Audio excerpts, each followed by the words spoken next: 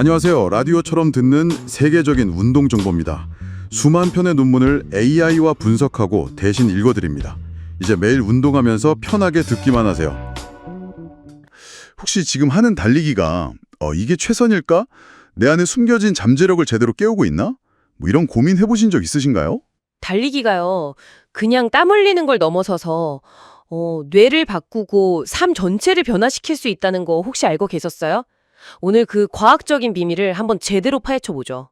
네, 특히 달릴 때 우리 뇌에서 일어나는 그 놀라운 변화들, 그리고 부상 없이 강해지는 훈련의 비밀, 이거 절대 놓치지 마세요.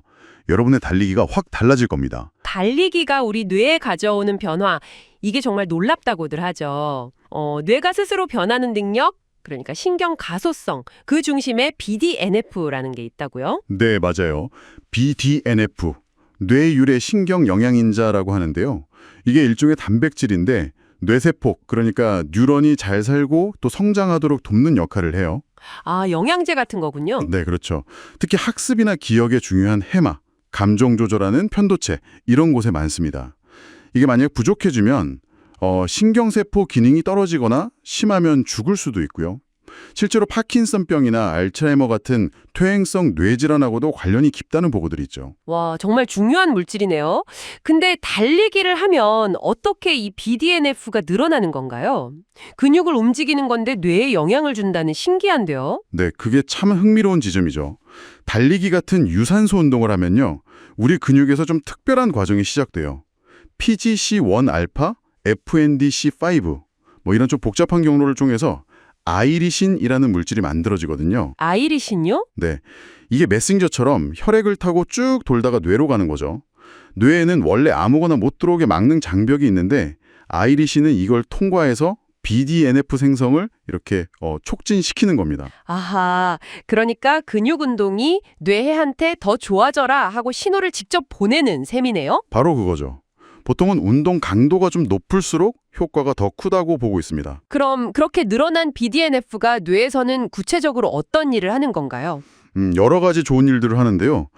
일단 새로운 뇌세포가 만들어지는 걸 돕고요. 기존 뇌세포들 사이의 연결, 이걸 시냅스라고 하잖아요. 이걸 더 강하고 튼튼하게 만들어줍니다. 연결이 튼튼해진다. 네. 그리고 학습과 기억에서 정말 핵심적인 과정인데 장기 강화 작용, LTP라고 부르는 걸 촉진해요. 쉽게 말하면 뇌세포끼리 신호를 더 효율적으로 오랫동안 주고받게 되는 거예요. 정보 저장이 더 잘 되는 거죠. 아, 학습 능력이 좋아지는 거군요. 네, 맞습니다. 근데 여기서 또 재밌는 건 사람마다 운동 효과가 조금씩 다를 수 있다는 점이에요. BDNF 유전자의 특정 변이, 발66맷이라는 변이가 있는 분들은 다른 분들보다 운동을 통한 BDNF 증가폭이 좀 적을 수도 있다고 해요. 유전적인 차이도 있군요. 흥미롭네요. 그럼 이번엔 정신건강 쪽으로 넘어가 볼까요? 달리기가 우울감이나 불안을 줄이는 데도 좋다고 들었어요. 네, 그렇습니다. 아주 중요하죠. 달리기는 항우울제랑 비슷한 효과를 내면서도 뭐 약물 부작용 걱정 없고 오히려 몸 전체가 건강해지니까요. 굉장히 강력한 비약물적 치료법 중 하나로 꼽힙니다. 실제로 가벼운 우울증에는 약물 치료만큼 효과가 있다는 연구들도 꽤 있고요. 그 원리가 궁금한데요. 보통 러너스 하이 얘기하면서 엔도르핀을 많이 떠올리잖아요. 네, 엔도르핀, 기분 좋게 만드는 걸로 유명하죠. 근데 엔도르핀은 분자 크기가 커서 뇌혈관 장벽, 아까 그 방어막을 잘 통과하기 어렵다는 지적이 있어요. 아, 뇌까지 직접 가긴 어렵다. 네, 그래서 최근에는 엔도카나비노이드 시스템, 이게 더 핵심적인 역할을 하지 않나 이렇게 보고 있습니다. 달리기 같은 운동을 하면 아난다미드 같은 엔도카나비노이드 물질 농도가 확 올라가거든요. 아난다미도요? 네, 이 물질은 뇌혈관 장벽을 그냥 흉 통과해요. 그래서 뇌 안에 있는 특정 수용체, CB1 수용체에 직접 깍 붙어서 작용을 하죠. 이게 기분을 좋게 하고 불안감을 줄여주는데 아주 직접적인 영향을 미치는 걸로 밝혀지고 있습니다. 오, 엔도르핀보다 더 직접적일 수 있겠네요. 그렇죠. 물론 뭐 세로토닌이나 도파민, 노르에피네프린 같은 다른 신경 전달 물질들도 같이 증가하면서 복합적으로 기분을 좋게 만드는 데 기여하고요. 스트레스 반응에도 영향을 준다고요? 스트레스에 더 잘 견디게 되는 건가요? 네, 맞아요. 우리 몸이 스트레스에 반응하는 시스템을 HPA 축이라고 부르는데요. 규칙적으로 달리기를 하면 이 시스템이 좀 더 안정적으로 작동하게 돼요. 그러니까 스트레스를 받아도 몸이 과하게 반응하지 않고 또 스트레스 상황에서 벗어났을 때 평소 상태로 더 빨리 회복할 수 있게 되는 거죠. 이걸 회복 탄력성이 높아진다고 표현합니다. 스트레스 회복력이 좋아지는 거군요. 네. 기본적인 스트레스 호르몬인 코르티솔 수치 자체도 좀 안정화되는 경향이 있고요. 그 외에도 잠을 더 잘 자게 된다거나 자신감이 올라간다거나 하는 심리적인 이점들도 많습니다. 인지 능력, 그러니까 머리 쓰는 능력은 어떤가요? 특히 실행 기능이 좋아진다는 얘기가 있던데요. 네. 실행 기능. 우리가 뭔가 목표를 세우고 계획하고 집중하고 또 충동 같은 걸 억누르고 하는 좀 고차원적인 생각 능력이잖아요. 달리기가 바로 이 실행 기능을 향상시키는데 아주 효과적입니다. 구체적으로 어떤 능력들이요? 예를 들면 불필요한 정보나 반응을 걸러내는 능력, 이걸 억제 조절이라고 하고요. 또 정보를 잠깐 머릿속에 붙잡아두고 활용하는 작업 기억 능력, 그리고 상황에 맞게 생각이나 행동을 유연하게 바꾸는 인지 유연성, 이런 것들이 전반적으로 좋아지는 걸로 나타났어요. 와, 거의 뇌 CEO 능력이 향상되는 거네요? 네, 그렇게 볼 수 있죠. 이게 주로 뇌 앞쪽, 전전두 피질 기능이 강화되기 때문인 것으로 보고 있습니다. 그럼 나이가 들면서 걱정되는 인지 기능 저하, 이런 것도 예방할 수 있을까요? 네, 충분히 기대할 수 있습니다. 규칙적인 달리기는 노화 때문에 뇌 부피가 줄어드는 속도를 늦춰주는 효과가 있어요. 특히 기억을 담당하는 해마나 방금 말씀드린 전전두 피질처럼 노화에 좀 취약한 부위를 보호하는 데 도움이 되죠. 오, 실제로 뇌 부피 감소를 늦춘다니 대단한데요? 네, 어떤 연구에서는 꾸준히 운동한 노인분들 해마 부피가 오히려 약간 증가해서 나이로 인한 자연적인 감소를 1, 2년 정도 되돌리는 효과를 보였다고 보고하기도 했어요. 와, 그 정도예요. 네, 치매 발병 위험을 낮춘다는 연구 결과들도 꾸준히 나오고 있고요. 이게 단순히 한 가지 이유 때문은 아니고 뇌 혈류가 좋아지고 BDNF가 늘어나고 뇌 염증은 줄어드는 등 여러 요인이 복합적으로 작용한 결과라고 보고 있습니다. 창의력에도 영향이 있을까요? 네, 그럴 가능성도 제기되고 있습니다. 특히 새로운 아이디어를 막 떠오르는 발산적 사고 능력 향상에 도움이 될 수 있다는 연구들이 좀 있어요. 자, 그럼 많은 분들이 궁금해하실 러너스 하이. 도대체 정체가 뭘까요? 왜 그렇게 기분이 좋아지는 거죠? 네, 러너스 하이. 사실 이것도 앞서 말씀드린 엔도카나비노이드 시스템, 특히 그 아난다미드가 주역일 가능성이 높습니다. 아, 또 아난다미드군요. 네, 운동할 때 확 늘어나는 아난다미드가 뇌 혈관 장벽을 통과해서 뇌에 직접 작용하면 그 결과로 행복감도 느끼고 통증도 덜 느끼고 불안감도 줄어드는 그런 효과가 나타나는 거죠. 전통적인 엔돌핀 가설보다는 이게 더 설득력 있다는 증거들이 계속 나오고 있어요. 그럼 누구나 달리기만 하면 러너스 하이를 느낄 수 있는 건가요? 아, 그건 또 아닙니다. 몇 가지 조건이 좀 필요해요. 네, 일단 운동 강도가 꽤 중요합니다. 보통 자기 최대 심박수의 한 70에서 85% 정도, 꽤 숨차고 힘든 강도로 달려야 하고요. 시간도 중요해요. 최소 30분, 길게는 1시간 이상은 달려야 경험할 확률이 높아진다고 해요. 꽤 힘들게 오래 달려야 하는군요. 그렇죠. 그리고 이것도 유전적인 영향이 좀 있습니다. 아난다미드를 분해하는 효소가 있는데 이 효소 활성이 좀 낮은 유전자를 가진 사람들이 러너스 하이를 더 잘 느낀다는 연구도 있어요. 그렇군요. 그럼 러너스 하이만 쫓기보다는 그냥 달리기 자체를 즐기는 게 낫겠나요? 네, 그게 더 현명한 접근이죠. 러너스 하이는 일종의 보너스 같은 거고 그 자체보다는 달리기 과정에서 얻는 수많은 건강상 이점과 즐거움에 집중하는 것이 좋습니다. 마지막으로요. 야외에서 뛰는 거랑 실내 트레드밀에서 뛰는 거, 뇌 건강 측면에서 보면 좀 다를까요? 기본적으로 유산소 운동 효과 자체는 비슷하게 얻을 수 있는데요. 뇌에 주는 영향은 조금 차이가 있을 수 있습니다. 어떤 차이요? 야외 달리기는 이른바 녹색 운동의 장점을 가질 수 있죠. 내추럴한 환경, 나무나 풀 같은 걸 보면서 뛰는 것 자체가 심리적으로 주는 긍정적인 효과가 있어요. 스트레스 감소나 기분 전환에 더 도움이 될 수 있다는 거죠. 아, 자연이 지는 효과. 네. 또 계속 변하는 풍경, 새소리, 바람소리 같은 다양한 감각 자극이 뇌를 더 활성화시킬 수 있고요. 햇볕을 쬐면서 비타민 D를 합성할 기회도 얻을 수 있죠. 인지적인 면에서는 어떤가요? 트레드밀은 좀 단조롭잖아요. 맞습니다. 야외에 특히 길이 좀 고르지 않은 곳을 달리면 우리 몸의 위치나 움직임을 파악하는 고유 수용성 감각이나 균형 감각이 더 많이 쓰이게 되죠. 그리고 계속 바뀌는 환경에 맞춰서 길을 살피고 장애물을 피하고 하는 과정 자체가 인지적인 노력을 요구해요. 작업 기억이나 빠른 의사결정 같은 실행 기능을 더 많이 사용하게 되니까 일종의 뇌 훈련 효과가 더 클 수 있습니다. 트레드밀은 그런 면에서는 좀 부족하겠네요. 그렇죠. 트레드밀은 날씨 구애받지 않고 속도나 경사도를 정확히 조절하면서 안전하게 운동할 수 있다는 큰 장점이 있지만 아무래도 주변 환경이 단조롭고 감각 자극이 적죠. 그리고 또 발밑에 땅이 움직이는 거랑 내가 직접 땅을 박차고 나가는 거랑은 생체 역학적으로도 미세한 차이가 있고요.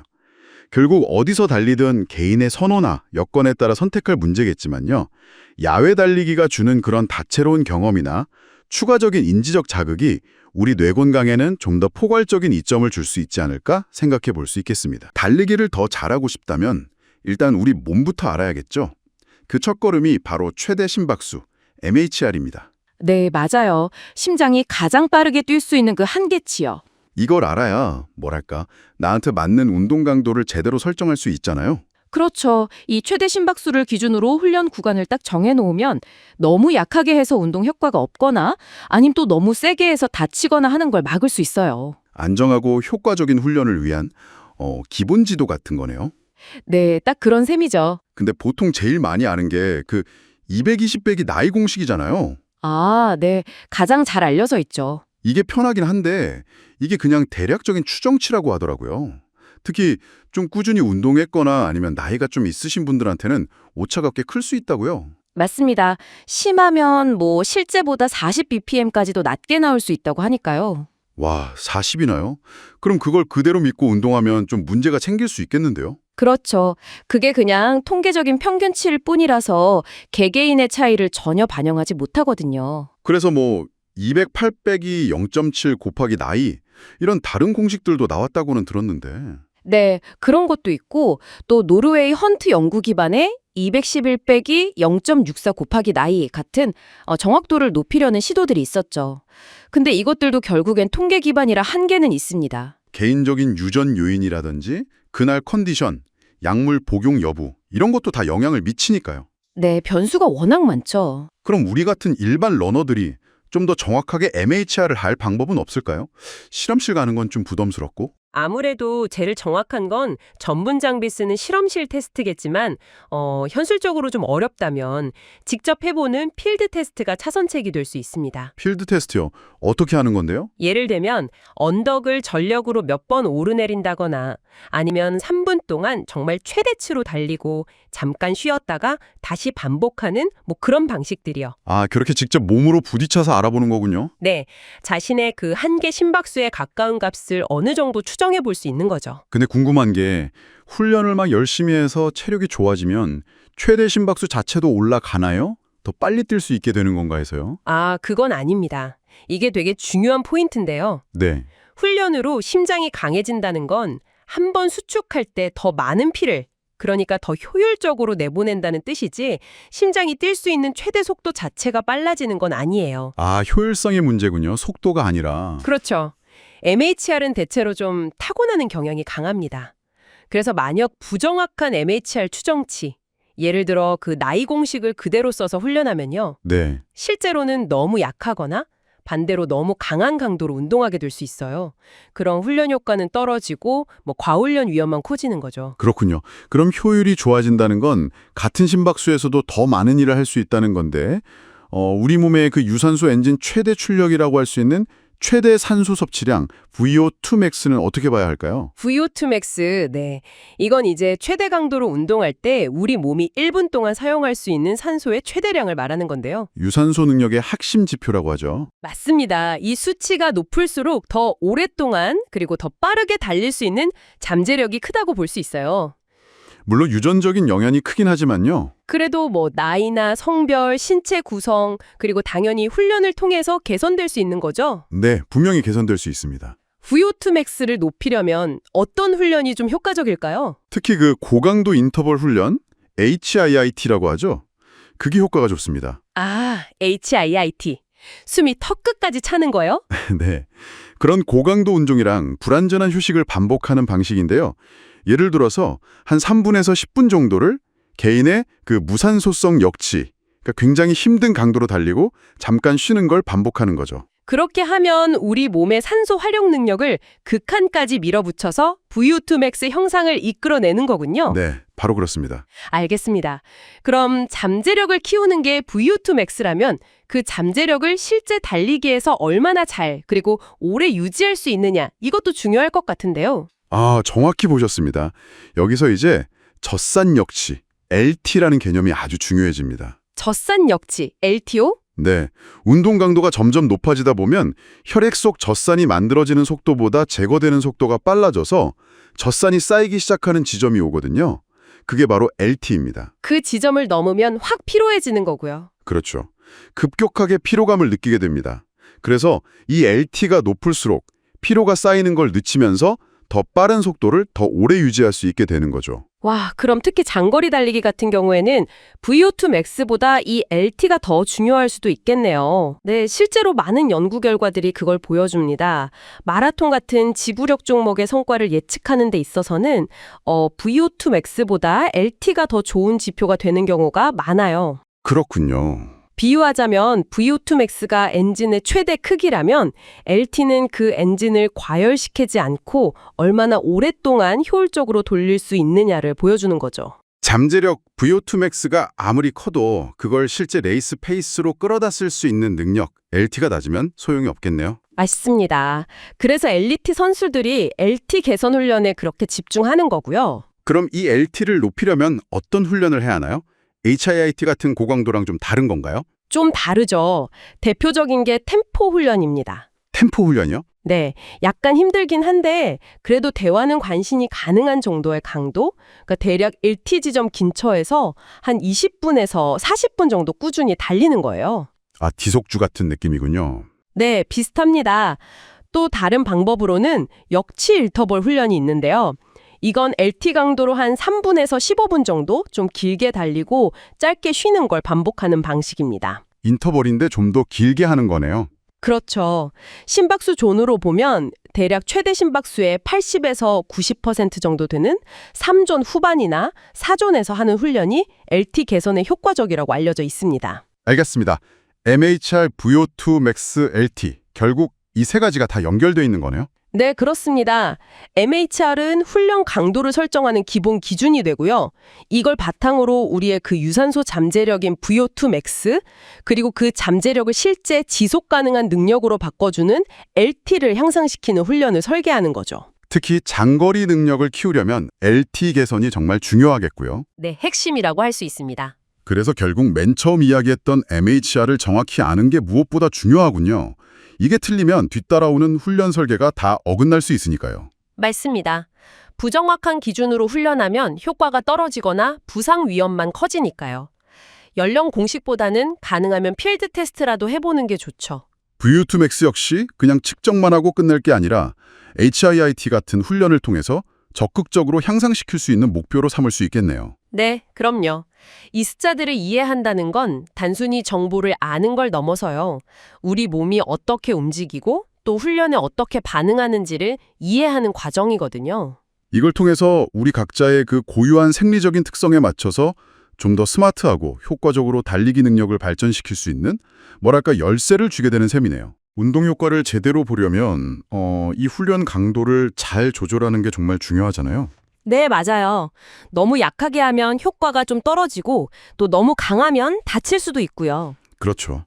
그래서 많은 분들이 이제 심박수 구간 이걸 많이 활용하시는데 보통 최대 심박수 MHR이라고 하죠.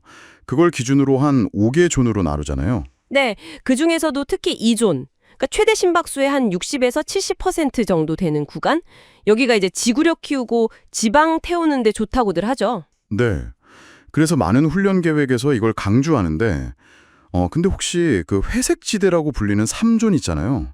최대 심박수 70에서 80%? 아, 네네, 3존. 여기서 자신도 모르게 너무 많은 시간을 보내고 계시진 않은지 여기서는 좀 애매하게 피로만 쌓이기 쉽다고 하더라고요. 맞아요. 그 회색지대 함정이 생각보다 꽤 흔해요. 이게 단순히 최대 심박수 %만 가지고는 개인의 현재 체력 수준을 다 반영하기가 어렵거든요. 아, 그렇군요. 그래서 안정시 심박수, RHR이라고 하죠. 이것까지 고려하는 카르보넨 공식. 이걸 쓰는 게 좀 더 개인에게 맞는 목표 설정에 도움이 될 수 있습니다. 카르보넨 공식이요? 그게 어떻게 되죠? 네, 그 목표 심박수에 개선하는 건데요. 최대 심박수 안정시 심박수 곱하기 목표 강도 %, 여기에다가 안정시 심박수를 더하는 방식이에요. 아하. 현재 심혈관 건강 상태가 RHR에 반영되니까 같은 70% 강도 목표라도 체력이 좋은 분이랑 그렇지 않은 분에게 맞는 실제 심박수는 달라질 수 있는 거죠. 이게 바로 개인 맞춤 훈련의 시작이겠네요. 그렇죠. 개인화된 접근이 중요합니다. 근데 심박수 데이터도 물론 중요하지만 가끔은 그냥 몸으로 느끼는 거 있잖아요. 주관적인 힘듦의 정도. 이게 더 중요할 때도 있지 않나요? 그 운동 자각도, RPE라고 하는 거요. 네, RPE, Rating of Perceived Exertion. 아주 유용한 도구죠. 0점에서 10점까지 점수를 매기는 방식인데. 맞아요. 특별한 장비 없어도 그날 컨디션이나 스트레스 같은 미묘한 변화까지 반영할 수 있다는 장점이 있고요. 네. 그리고 또 토크 테스트라고 해서 운동하면서 말하는 걸로 강도를 가늠하는 방법도 있죠. 아, 네. 들어봤어요. 대화는 편하게 되는데 노래는 못 부를 정도면 중간 강도. 그렇죠. 그리고 막 몇 마디 하기도 숨이 차면 그건 고강도. 이렇게 판단하는 거죠. 간단하네요. 네, 간단하긴 한데 이 RPE라는 게 주관적이라는 한계는 분명히 있어요. 같은 강도라도 사람마다 느끼는 게 다를 수 있고 특히 중간 강도에서는 그 정확도가 좀 떨어진다는 연구 결과도 있고요. 아, 그래요? 네, 심박수보다 변동성이 더 크다는 거죠. 그래서 RPE와 심박수를 같이 보는 게 좋습니다. 예를 들어서 심박수는 목표 범위 안에 있는데 RPE가 유난히 높다. 네. 그건 몸이 나 지금 너무 힘들어. 이렇게 신호를 보내는 걸 수 있으니까 주의해야 해요. 과부하 신호일 수 있는 거죠. 그렇군요. RPE만 믿을 건 아니네요. 페이스, 그러니까 달리기 속도를 기준으로 훈련 강도를 조절하는 방법도 있잖아요. 이것도 꽤 체계적이던데요. 아, 네. 페이스존 훈련.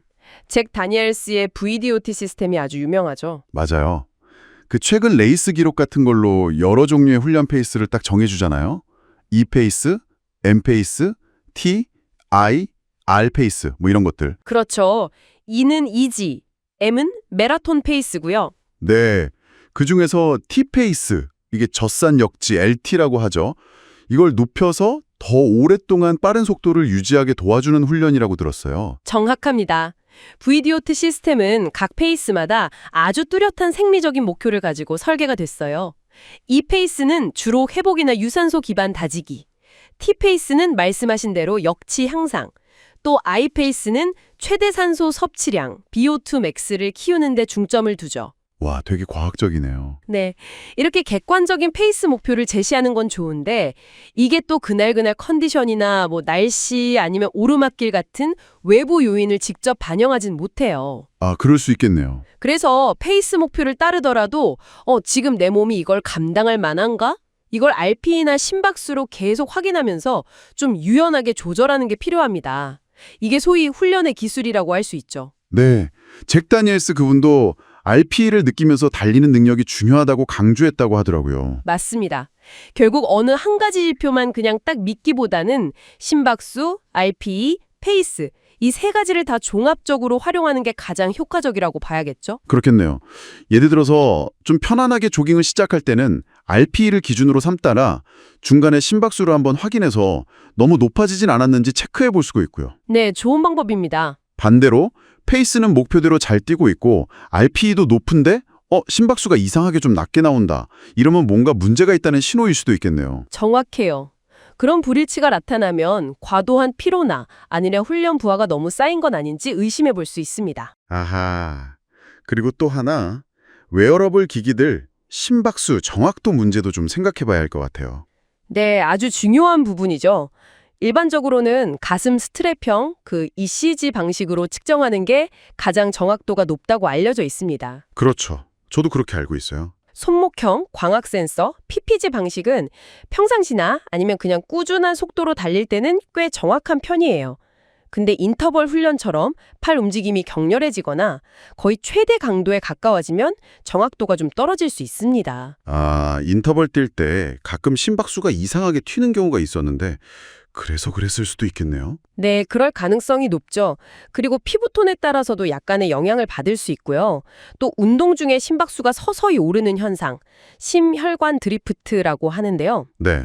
그리고 운동 시작 직후에는 심박수 반응이 좀 느리게 나타나는 심박 지연 현상도 고려해야 합니다. 아, 고려할 게 많네요. 네, 그래서 이런 웨어러블 기기들이 훈련에는 정말 유용하지만 이게 의료기기는 아니라는 점, 이걸 꼭 기억하는 게 중요합니다. 데이터는 참고하되 맹신하지 않는 자세가 필요하죠. 자, 과학적인 달리기 훈련 프로그램 이거 설계할 때 FITT 원칙부터 보통 시작하잖아요. 네, 그렇죠. 빈도, 강도, 시간, 유형. Frequency, Intensity, Time, Type. 뭐 얼마나 자주 뛰는지, 얼마나 힘들게, 또 얼마나 오래, 그리고 어떤 운동을 하는지 이런 거요. 네. 그게 기본 틀인데 사실 그것만으로는 좀 부족할 수 있어요. 그렇죠. 그래서 필요한 게 더 있나요? 바로 SAID 원리입니다. 부과된 요구에 대한 특정 적응, Specific Adaptation to Imposed Demands. SAID. 네, 우리 몸이 되게 똑똑해서요. 주어진 자극의 유형에 딱 맞춰서 적응한다는 거예요. 특정하게 반응한다고요? 그렇죠. 원하는 목표, 경기력 향상이든 근육 강화든 그 요구사항을 훈련이 구체적으로 반영해야 제대로 된 적응이 일어나는 거죠. 예를 들면 어떤 식으로요? 특정 근육 수축 방식을 훈련하거나 아니면 특정 에너지 시스템을 타겟으로 하는 식으로요. 알겠습니다.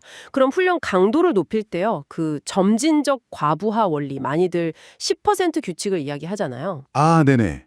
주간 달리기 거리를 이전 주보다 10% 이상 늘리지 말라는 거. 네, 바로 그거예요. 이거 진짜 효과가 있나요? 꽤 유명한 규칙인데. 그게 좀 논란이 있습니다. 적용하기는 참 편한데 네. 과학적으로 이게 부상 감소 효과가 뚜렷하다는 근거는 생각보다 부족하다는 연구들이 있어요. 정말요? 네. 거리나 시간만 딱 보니까 훈련 부하를 너무 단순하게 보는 경향이 있는 거죠. 아, 다른 변수들을 놓치는군요. 그렇죠. 속도라든지 언덕을 뛰었는지 아니면 개개인의 회복력 같은 건 전혀 고려가 안 되잖아요. 하긴 그렇네요.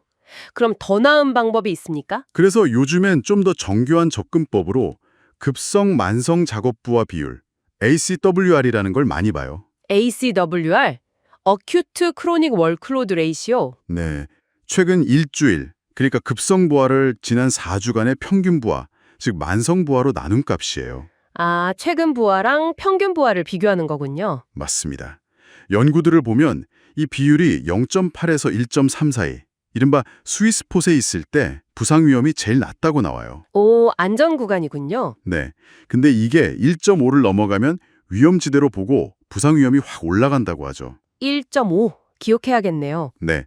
그래서 훈련 스트레스가 갑자기 확 늘어나는 걸 막아주니까 부상 예방에는 이게 좀 더 효과적일 수 있습니다. 단순히 총량만 보는 게 아니라 변화의 정도를 관리하는 거군요. 이해했습니다.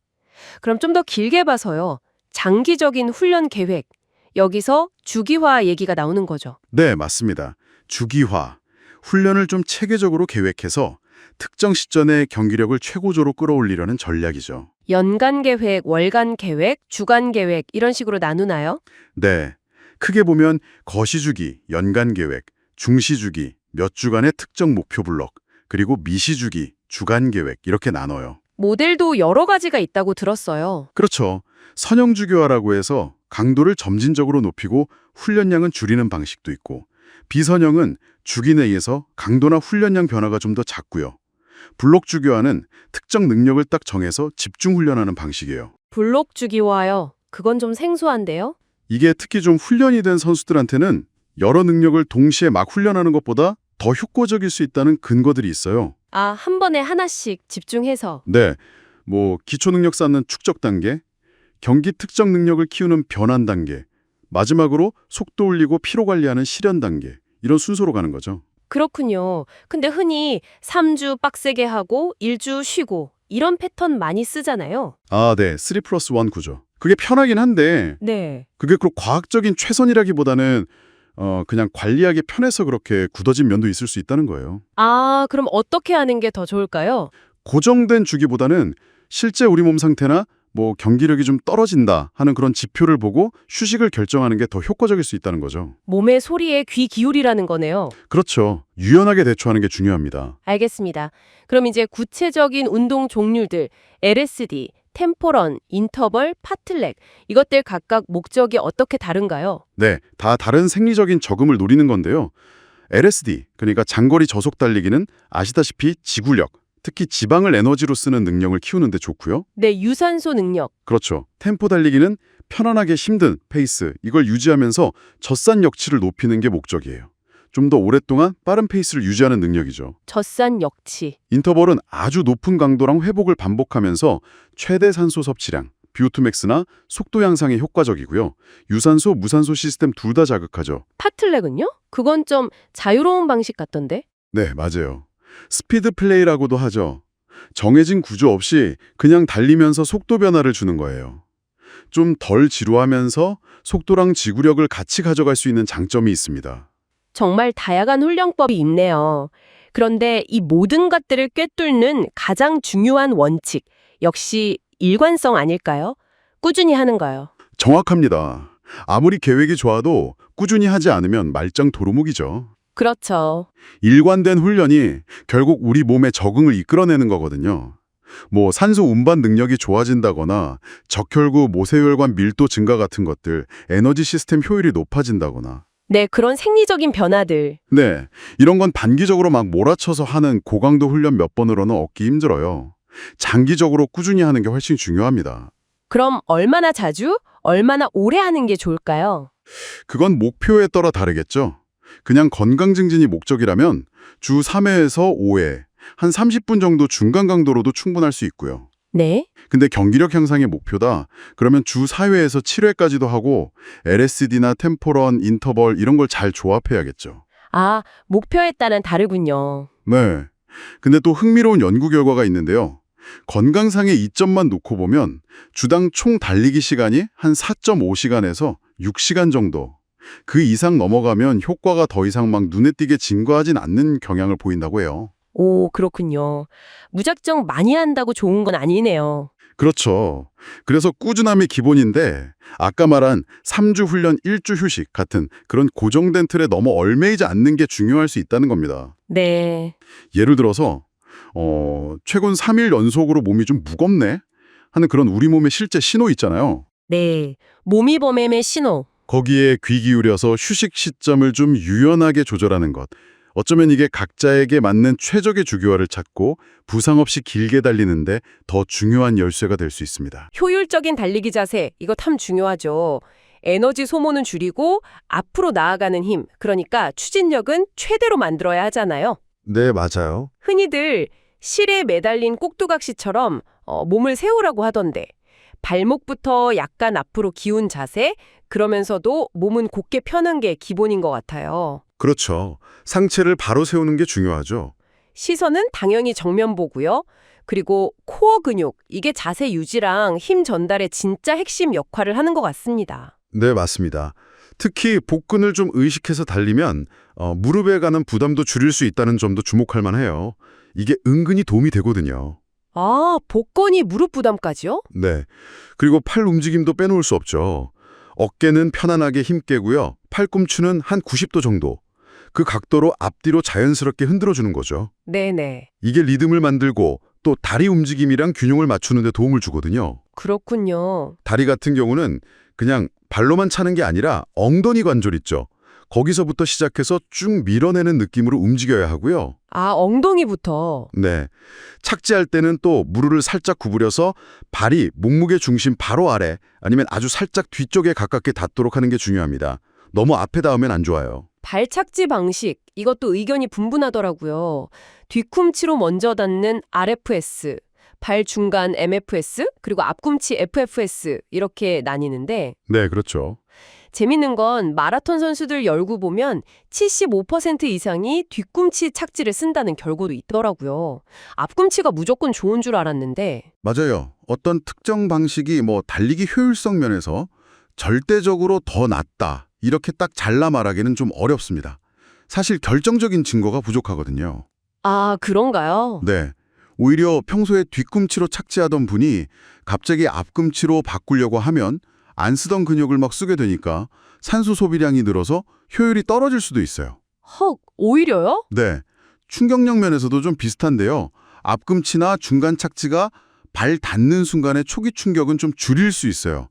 그런데 그 부하가 발목이나 아킬레스 건톡으로 그냥 이동하는 거지 전체적인 부상 위험이 확실히 줄어든다고 보기는 또 어렵거든요. 아, 단순히 부하 위치만 바뀌는 거군요. 그렇죠. 그래서 뭐 특별한 문제가 없다면 전문가들은 보통 그냥 익숙한 착지 방식을 유지하는 게 낫다고 조언합니다. 발 어디로 딛냐 자체보다 발이 내 무게중심 아래에 제대로 떨어지는지 그게 더 중요하다고 강조하죠. 그렇군요. 무게중심 아래의 착지. 이게 핵심이네요. 자, 그럼 다음으로 케이던스 얘기 좀 해보죠. 분당 발걸음 수. 네, 케이던스. 예전부터 분당 180걸음, 180 SPM 이게 거의 공식처럼 알려졌었는데 이게 모든 사람한테 맞는 마법의 숫자는 아니라는 얘기가 많더라고요. 맞아요. 그 180이라는 숫자가 특정 연구에서 엘리트 선수들 평균치를 관찰해서 나온 건데요. 사실 그 선수들조차도 편하게 조깅할 때는 그거보다 낮아요. 아, 정말요? 네. 일반적인 레크리에이션 주자들은 보통 150에서 170 SPM 범위가 많고요. 최근에는 그래도 170 SPM 이상 유지하면 부상 예방에 좀 도움이 될 수 있다. 이런 제안도 나오고 있습니다. 170 이상이면요? 네. 그래서 케이던스를 좀 의식적으로 높이는 거. 예를 들어서 지금 자기 케이던스보다 한 5%에서 10% 정도만 좀 빠르게 가져가도 없는 이점들이 꽤 있어요. 5에서 10% 정도만으로도요? 구체적으로 어떤 게 좋아지나요? 케이던스를 높이면요. 보폭이 자연스럽게 약간 줄어들어요. 아, 네네. 그러면 발이 몸무게 중심보다 너무 앞으로 나가서 착지하는 거. 과보폭이라고 하잖아요. 그게 줄어들게 되죠. 과보포. 네. 이게 브레이크처럼 작용해서 비효율적이기도 하고 착지 충격도 커지거든요. 케이던스가 높아지면 발이 땅에 닿아 있는 시간도 줄어들고 전체적인 충격량 감소로 이어질 수 있고요. 오. 이런 변화들이 이제 러너슨이라고 하는 슬개대퇴 통증 증후군이나 정강이 통증 같은 흔한 부상 위험을 줄이는 데 도움이 될 수 있다는 거죠. 확실히 도움이 되겠네요. 네. 그래서 메트로놈 앱 같은 거 쓰거나 아니면 의식적으로 발을 좀 짧고 빠르게 굴린다. 이런 느낌으로 뛰어보는 연습이 도움이 될 수 있습니다. 듣고 보니 케이던스 증가가 과보폭 개선이랑 바로 연결되는군요. 이런 거 말고도 우리가 흔히 저지르는 자세 오류들 또 뭐가 있을까요? 과보폭 외에 달릴 때 골반이 한쪽으로 푹 꺼지는 듯한 움직임. 아, 네. 골반이 좌우로 흔들리는 거요. 트렌들렌버그 모행 비슷한 패턴이죠. 네. 그거랑 발이 착지할 때 몸 중심선을 넘어서 반대편으로 가는 크로스오버 보행? 그리고 위아래로 너무 통통 튀는 듯한 움직임, 바운싱이라고 하죠. 네, 맞아요. 그런 오류들이 다 각각 문제를 일으킵니다. 과보폭은 아까 말했듯이 제동 효과랑 충격 증가를 가져오고요. 골반이 한쪽으로 빠지는 건 보통 엉덩이 근육, 특히 중둔근 같은 고관절 주변 근육이 약해서 그래요. 아, 근력 문제군요. 네, 이게 골반을 불안정하게 만들어서 장경인대 증후군이나 다른 무릎 통증으로 이어질 수 있고요. 크로스오버 보행은 발목이랑 무릎에 불필요한 회전 스트레스를 주게 되고 또 위아래로 너무 튀면 앞으로 나가는 데 써야 할 에너지를 위아래 움직임에 낭비하는 거죠. 다 연결되어 있네요. 그렇죠. 중요한 건 이런 오류들이 서로 다 연결되어 있다는 점이에요. 예를 들어서 아까 얘기한 케이던스 높이는 것만으로도 과보폭이나 과도한 수직 움직임이 어느 정도는 자연스럽게 개선될 수 있거든요. 결국 좋은 달리기 자세라는 게 한 번 딱 만들면 끝, 이게 아니라는 거죠. 그날 컨디션이나 달리는 속도, 지면 상태에 따라서도 계속 조금씩 달라질 수 있고요. 네, 그렇죠. 그래서 꾸준히 자기 자세에 관심을 가지고 필요하면 드릴 훈련이나 근력 운동 같은 걸로 관리해 나가는 약간 능동적인 과정이라고 봐야 합니다. 그냥 자세를 조금 더 의식하는 것만으로도 우리 달리기 경험 자체가 훨씬 즐겁고 효율적으로 바뀔 수 있다는 점을 기억하면 좋겠습니다. 달리기 실력 이걸 진짜 한 단계 좀 올리려면요. 그냥 더 오래, 더 자주 뛰는 것만으로는 좀 부족하다. 이런 생각 많이들 하실 거예요. 네, 맞아요. 사실 그 근력 운동이나 플라이오메트릭스 같은 훈련들, 그리고 또 훈련 강도를 좀 스마트하게 조절하는 거. 이게 장기적으로 볼 때 성공이나 부상 방지에 아주 핵심이더라고요. 그럼 먼저 근력 운동 이야기부터 좀 해볼까요? 이게 부상 예방에 좋다는 건 다들 아는데 달리기 기록 자체에도 진짜 직접 도움이 되는 건가? 해서요. 그럼요. 아주 직접적이죠. 구체적으로 어떤 점이 좋아질까요? 네, 근력 운동은 그 주행 경제성, R2라고 하잖아요. 이걸 향상시켜요. 아, 주행 경제성? 네, 그러니까 같은 속도로 달려도 에너지를 덜 쓰게 된다. 이런 의미죠. 그리고 땅을 박차고 나가는 힘 있잖아요. 그 추진력. 네. 그걸 키워줘서 더 빠르게 달릴 수 있는 근력, 파워 이런 기반이 되는 거고요. 실제로 연구들을 봐도 근력 운동이랑 플라이오메트릭 훈련 이걸 같이 했을 때 피로한 상태에서도 주행 경제성을 잘 유지하더라. 이런 결과들이 꽤 있습니다. 근데 이런 걱정도 있어요. 저도 좀 그런데 근력 운동 열심히 하면 혹시 몸이 너무 커져서 약간 둔해지고 달리기에 방해되는 거 아니냐 이런 거요. 아, 네. 충분히 하실 수 있는 걱정이죠. 근데 달리기처럼 유산소 운동량이 많잖아요. 그렇죠. 그러면 그 간섭 효과라는 것 때문에 근육이 막 엄청 커지고 그럴 가능성은 사실 매우 낮아요. 아, 다행이네요. 네. 오히려 달리기만 해서는 좀 강화하기 어려운 근육들 아니면 힘줄, 인대 이런 부분들을 더 튼튼하게 만들어주니까요. 부상 위험을 줄여주는 효과가 훨씬 크다고 봐야죠. 아하. 그리고 또 하나는 우리가 오래 달리기 같은 지구력 훈련하면 몸이 좀 분해되는 그 이화작용이 일어나거든요. 네, 몸이 힘들죠. 그렇죠. 근데 근력 운동은 이걸 상쇄하는 동화작용, 그러니까 몸을 만들고 회복시키는 반응을 유도해서 회복에도 도움이 돼요. 그렇군요.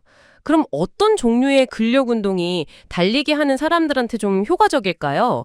뭐 헬스장 가면 기구가 너무 많잖아요. 아, 네. 특정 근육 하나만 딱 고립해서 하는 운동보다는요. 스쿼트나 데드리프트, 런지 같이 여러 관절이랑 근육을 동시에 쓰는 복합 운동이 좋습니다. 아, 복합 운동. 네. 이런 운동들이 실제 달리기 할 때 몸이 움직이는 거랑 비슷하게 협응력을 길러주거든요. 빈도는 주 2회에서 한 3회 정도가 적절하고요. 주 2, 3회 복합 운동 위주로. 알겠습니다. 그럼 근력 기반을 좀 다졌다고 치고 다음은 약간 폭발력 이런 걸 키워야 할 텐데 그때 이제 플라이오메트릭스 이게 나오는 거죠. 네, 맞습니다. 약간 점프 운동 이렇게 생각하면 되나요? 이게 달리기에 구체적으로 뭐가 좋은 거죠? 네, 맞아요. 점프 기반 운동인데 그 원리가 근육이 확 빠르게 늘어났다가 바로 강력하게 수축하는 거. 이걸 신장 단축주기, SSC라고 부르거든요. 신장 단축주기. 네, 이 능력을 키우는 훈련이에요.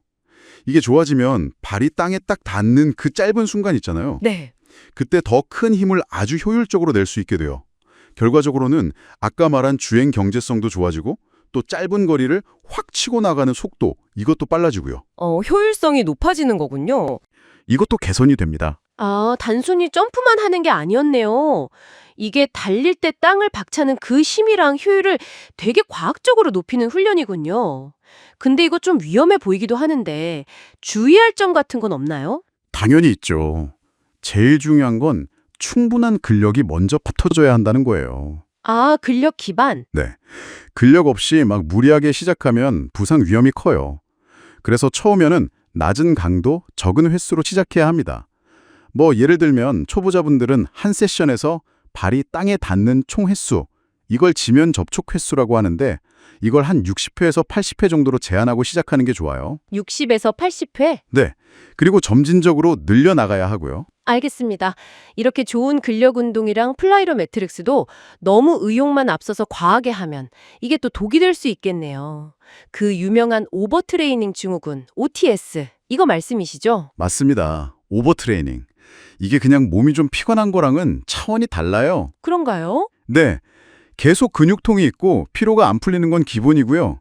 분명히 열심히 하는데 기록은 자꾸 떨어지고 또 이유 없이 막 긴장되거나 우울해지고 쉽게 짜증나고 그래요. 아, 심리적으로도 영향이 크네요. 그렇죠. 잠을 자도 잔 것 같지 않고 뭐 감기 같은 잔병치레가 잦아진다. 이것도 흔한 증상 중 하나고요. 와, 생각보다 훨씬 심각한데요. 그럼 이걸 예방하려면 훈련 강도를 대체 어떻게 조절해야 하나요? 매번 계획대로 하기도 어렵고. 그래서 자동 조절, 영어로는 오토 레귤레이션이라는 개념이 중요해져요. 자동 조절이요? 네. 매일 정해진 계획을 그냥 기계처럼 따르는 게 아니고요. 그날 내 몸 상태, 컨디션에 맞춰서 운동 강도나 훈련량을 스스로 조절하는 방식이에요. 오, 좀 유연하게 하는 거네요. 그렇죠. 이때 그 RPE, 운동 자각도라고 하죠. 아니면 RIR, 남은 반복 횟수. 이런 주관적인 느낌을 지표로 쓰면 도움이 많이 돼요. RP, RIR 조금 더 설명해 주실 수 있나요? 네. RPE는 1부터 10까지 내가 지금 얼마나 힘든지를 숫자로 표현하는 거예요. 예를 들어 RPE 8이다. 이러면 진짜 힘든데 그래도 한 2회 정도는 더 할 수 있을 것 같다. 이런 느낌인 거죠. 아, 10이 최대치고요. 네, 10은 정말 더 이상 단 하나도 못하겠다 하는 수준이라면 8은 아직 2회는 더 할 수 있겠네 싶은 느낌. 이걸 기준으로 컨디션 좋은 날은 좀 더 하고 안 좋은 날은 좀 낮추고 이렇게 무게나 횟수를 조절하는 거예요. 아, 그렇군요. 매일 똑같이 하는 게 아니라 내 몸 상태를 계속 체크하면서 거기에 맞춰서 유연하게 조절하라. 이거 진짜 중요한 포인트 같은데요? 네, 아주 중요합니다. 근데 또 운동하다 보면 그런 말 많이 듣잖아요. 고통 없이 얻는 것은 없다. No pain, no gain. 이 말은 좀 어떻게 받아들여야 할까요? 무조건 참아야 하나요? 아, 그 말이요. 운동과학 쪽에서 보면 그걸 조금 다르게 봐야 해요. 물론 근육이 성장하거나 심폐능력이 좋아지려면 어느 정도의 건강한 불편함은 당연히 필요해요. 건강한 불편함. 네, 뭐 운동할 때 근육이 타는 듯한 느낌이라든지 운동 끝나고 나서 오는 그런 기분 좋은 피로감 같은 거요. 이건 우리 몸이 더 강해지려고 적응하는 자연스러운 과정이죠. 네. 하지만 날카롭거나 뭐 찌르는 듯한 통증, 관절에서 느껴지는 심한 통증, 아니면 스트레칭 하는데 뭐가 찢어지는 것 같다. 이런 느낌은 명백히 위험 신호입니다. 아, 그건 다른 거군요. 네. 이건 성장을 위한 자극이 아니라 몸이 보내는 경고니까 즉시 운동을 멈춰야 해요. 실제로 연구들을 봐도 운동 자체에서 좀 즐거움을 느끼는 사람들이 장기적으로 운동 습관을 유지할 가능성이 훨씬 높다고 나오거든요. 즐거움이 중요하군요. 그렇죠. 결국 적절한 자극과 즐거움, 그 사이에서 좀 현명하게 균형점을 찾는 게 중요합니다. 지속 가능성을 위해서요. 마지막으로 한번 생각해 볼 만한 점은 이거예요. 우리가 몸의 소리에 귀 기울인다고 할 때 이게 단순히 부상 피하려고 하는 그런 수동적인 태도, 그걸 넘어설 수 있다는 거죠. 아, 어떤 면에서요? 방금 이야기 나눈 그 RPE나 RIR 같은 주관적인 느낌 있잖아요. 이걸 마치 데이터처럼 활용하는 거예요. 그래서 매 훈련 세션의 효과를 오히려 극대화하는 아주 적극적이고 스마트한 전략이 될 수 있다는 겁니다. 내 느낌을 데이터로 쓴다. 네, 자신의 느낌을 어떻게 객관적인 훈련 도구로 삼아서 더 나은 훈련을 설계할 수 있을까? 이렇게 한번 고민해 보시면 어떨까 싶습니다. 장거리 달리기 할 때요. 이 핵심 연료가 역시 탄수화물이잖아요. 네, 맞습니다. 우리 몸이 이걸 글리코겐 형태로 근육이랑 간에 저장을 하는데 이게 뭐랄까 에너지 탱크 같은 역할을 하는 거죠. 그렇죠. 일종의 비축 에너지원이죠. 근데 이 탱크 용량이 한계가 있잖아요. 근육에 한 500g, 간에 80g 정도. 네, 맞아요. 그래서 보통 1시간에서 길면 2시간 정도 달리면 이게 바닥나기 시작해요. 아, 그래서 그 벽에 부딪힌다는 느낌이 오는 거군요. 갑자기 힘이 쭉 빠지는. 네, 바로 그겁니다. 글리코겐이 고갈되면서 나타나는 현상이죠. 그래서 평소에 탄수화물을 충분히 먹어두는 게 아주 중요해요. 얼마나 먹어야 하는데요? 보통은 체중 1kg당 한 6g에서 10g 정도 권장하고요. 훈련 강도가 진짜 높으면 1kg당 12g까지도 필요할 수 있어요. 이게 생각보다 꽤 많은 양이거든요. 그렇군요. 특히 운동 끝나고 나서 바로 먹는 게 좋다고 하던데요. 아, 네. 그 기회의 창이라고 하죠.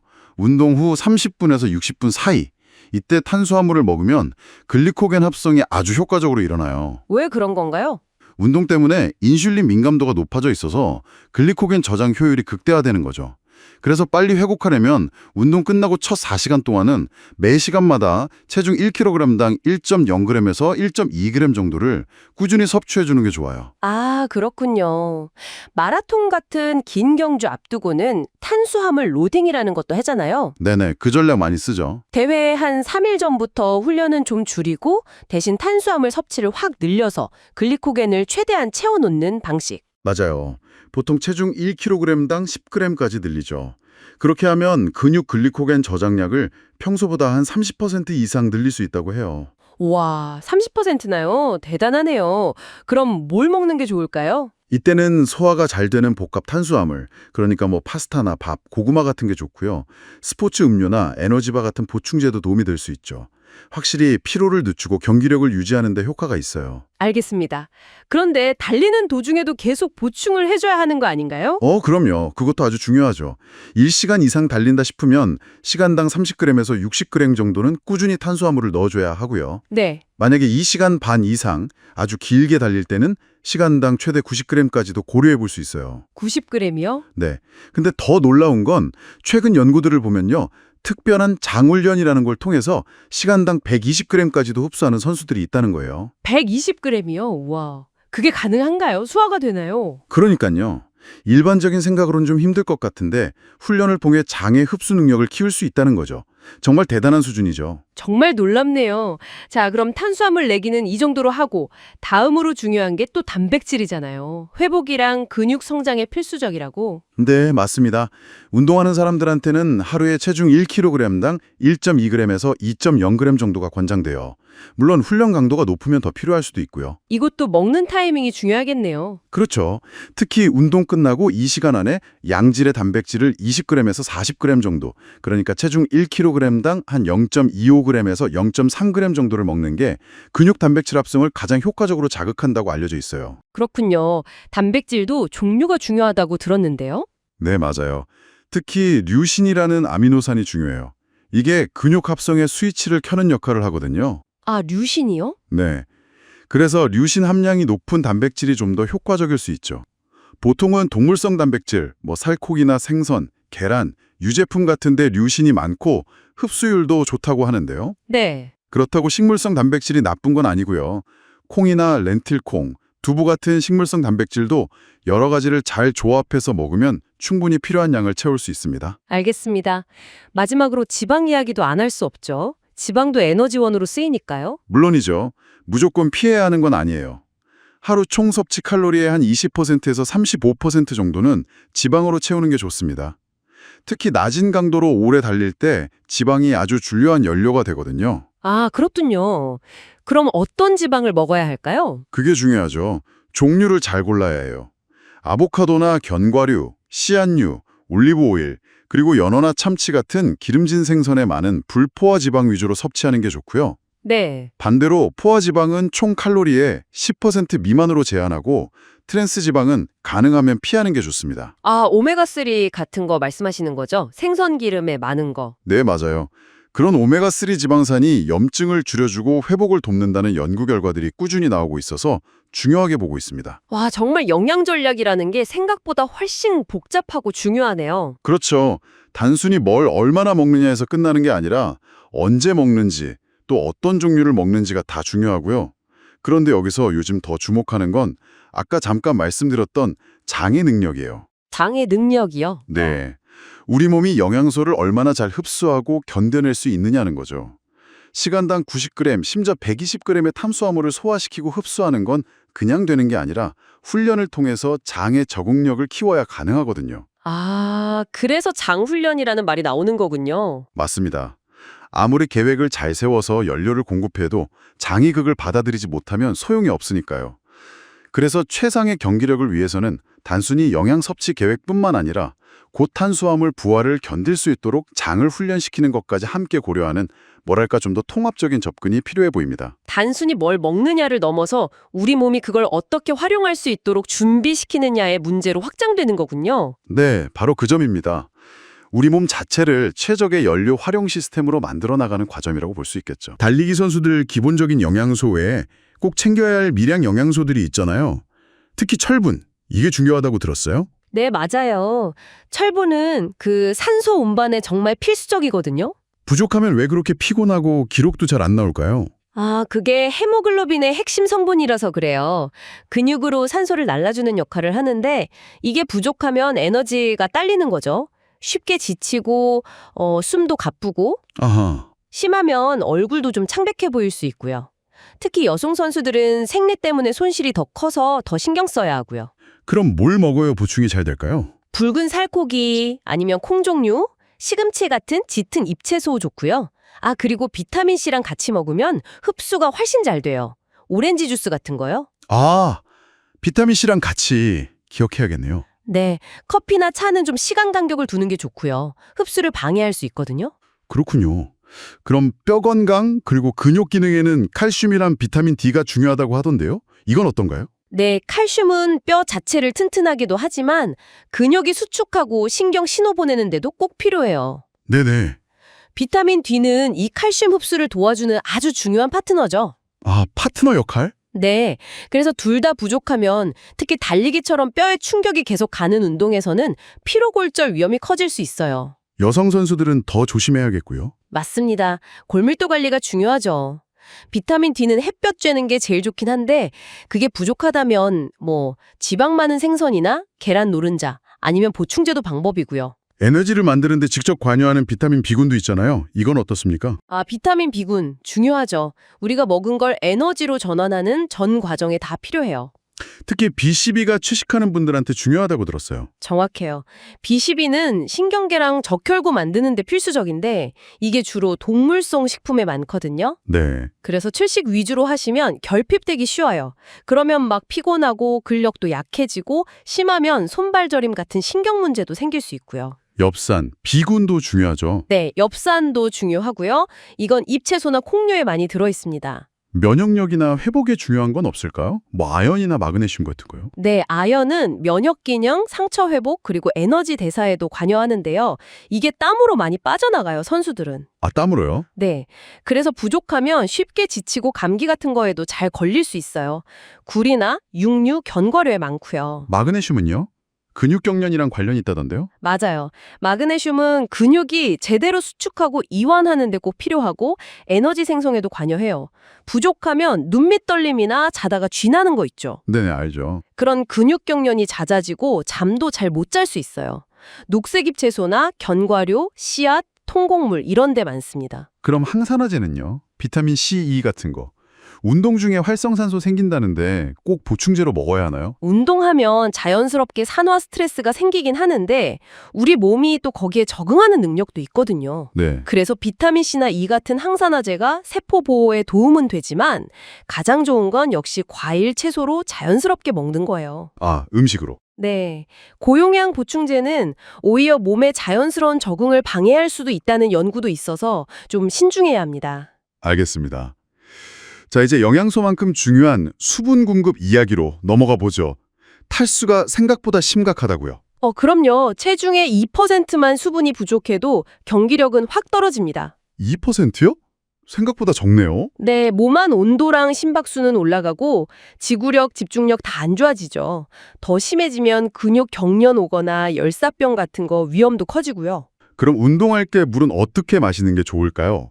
전, 중, 후로 나눠서요. 일단 운동 전에는 충분히 미리 마셔서 몸이 딱 좋은 상태로 시작하는 게 중요하고요. 네. 운동 중에는 체중의 2% 이상 빠지지 않게 하는 게 목표인데 이건 사람마다 땀 흘리는 양이 달라서요. 아, 개인차가 크겠네요. 네, 보통 시간당 한 400에서 800ml 정도 마시라고 하는데 더 정확히 하려면 땀 배출률을 재보는 게 좋아요. 땀 배출률이요? 네, 그리고 1시간 이상 길게 운동할 때는 그냥 물보다는 전해질, 특히 나트륨이랑 약간의 탄수화물이 든 음료가 더 도움이 될 수 있습니다.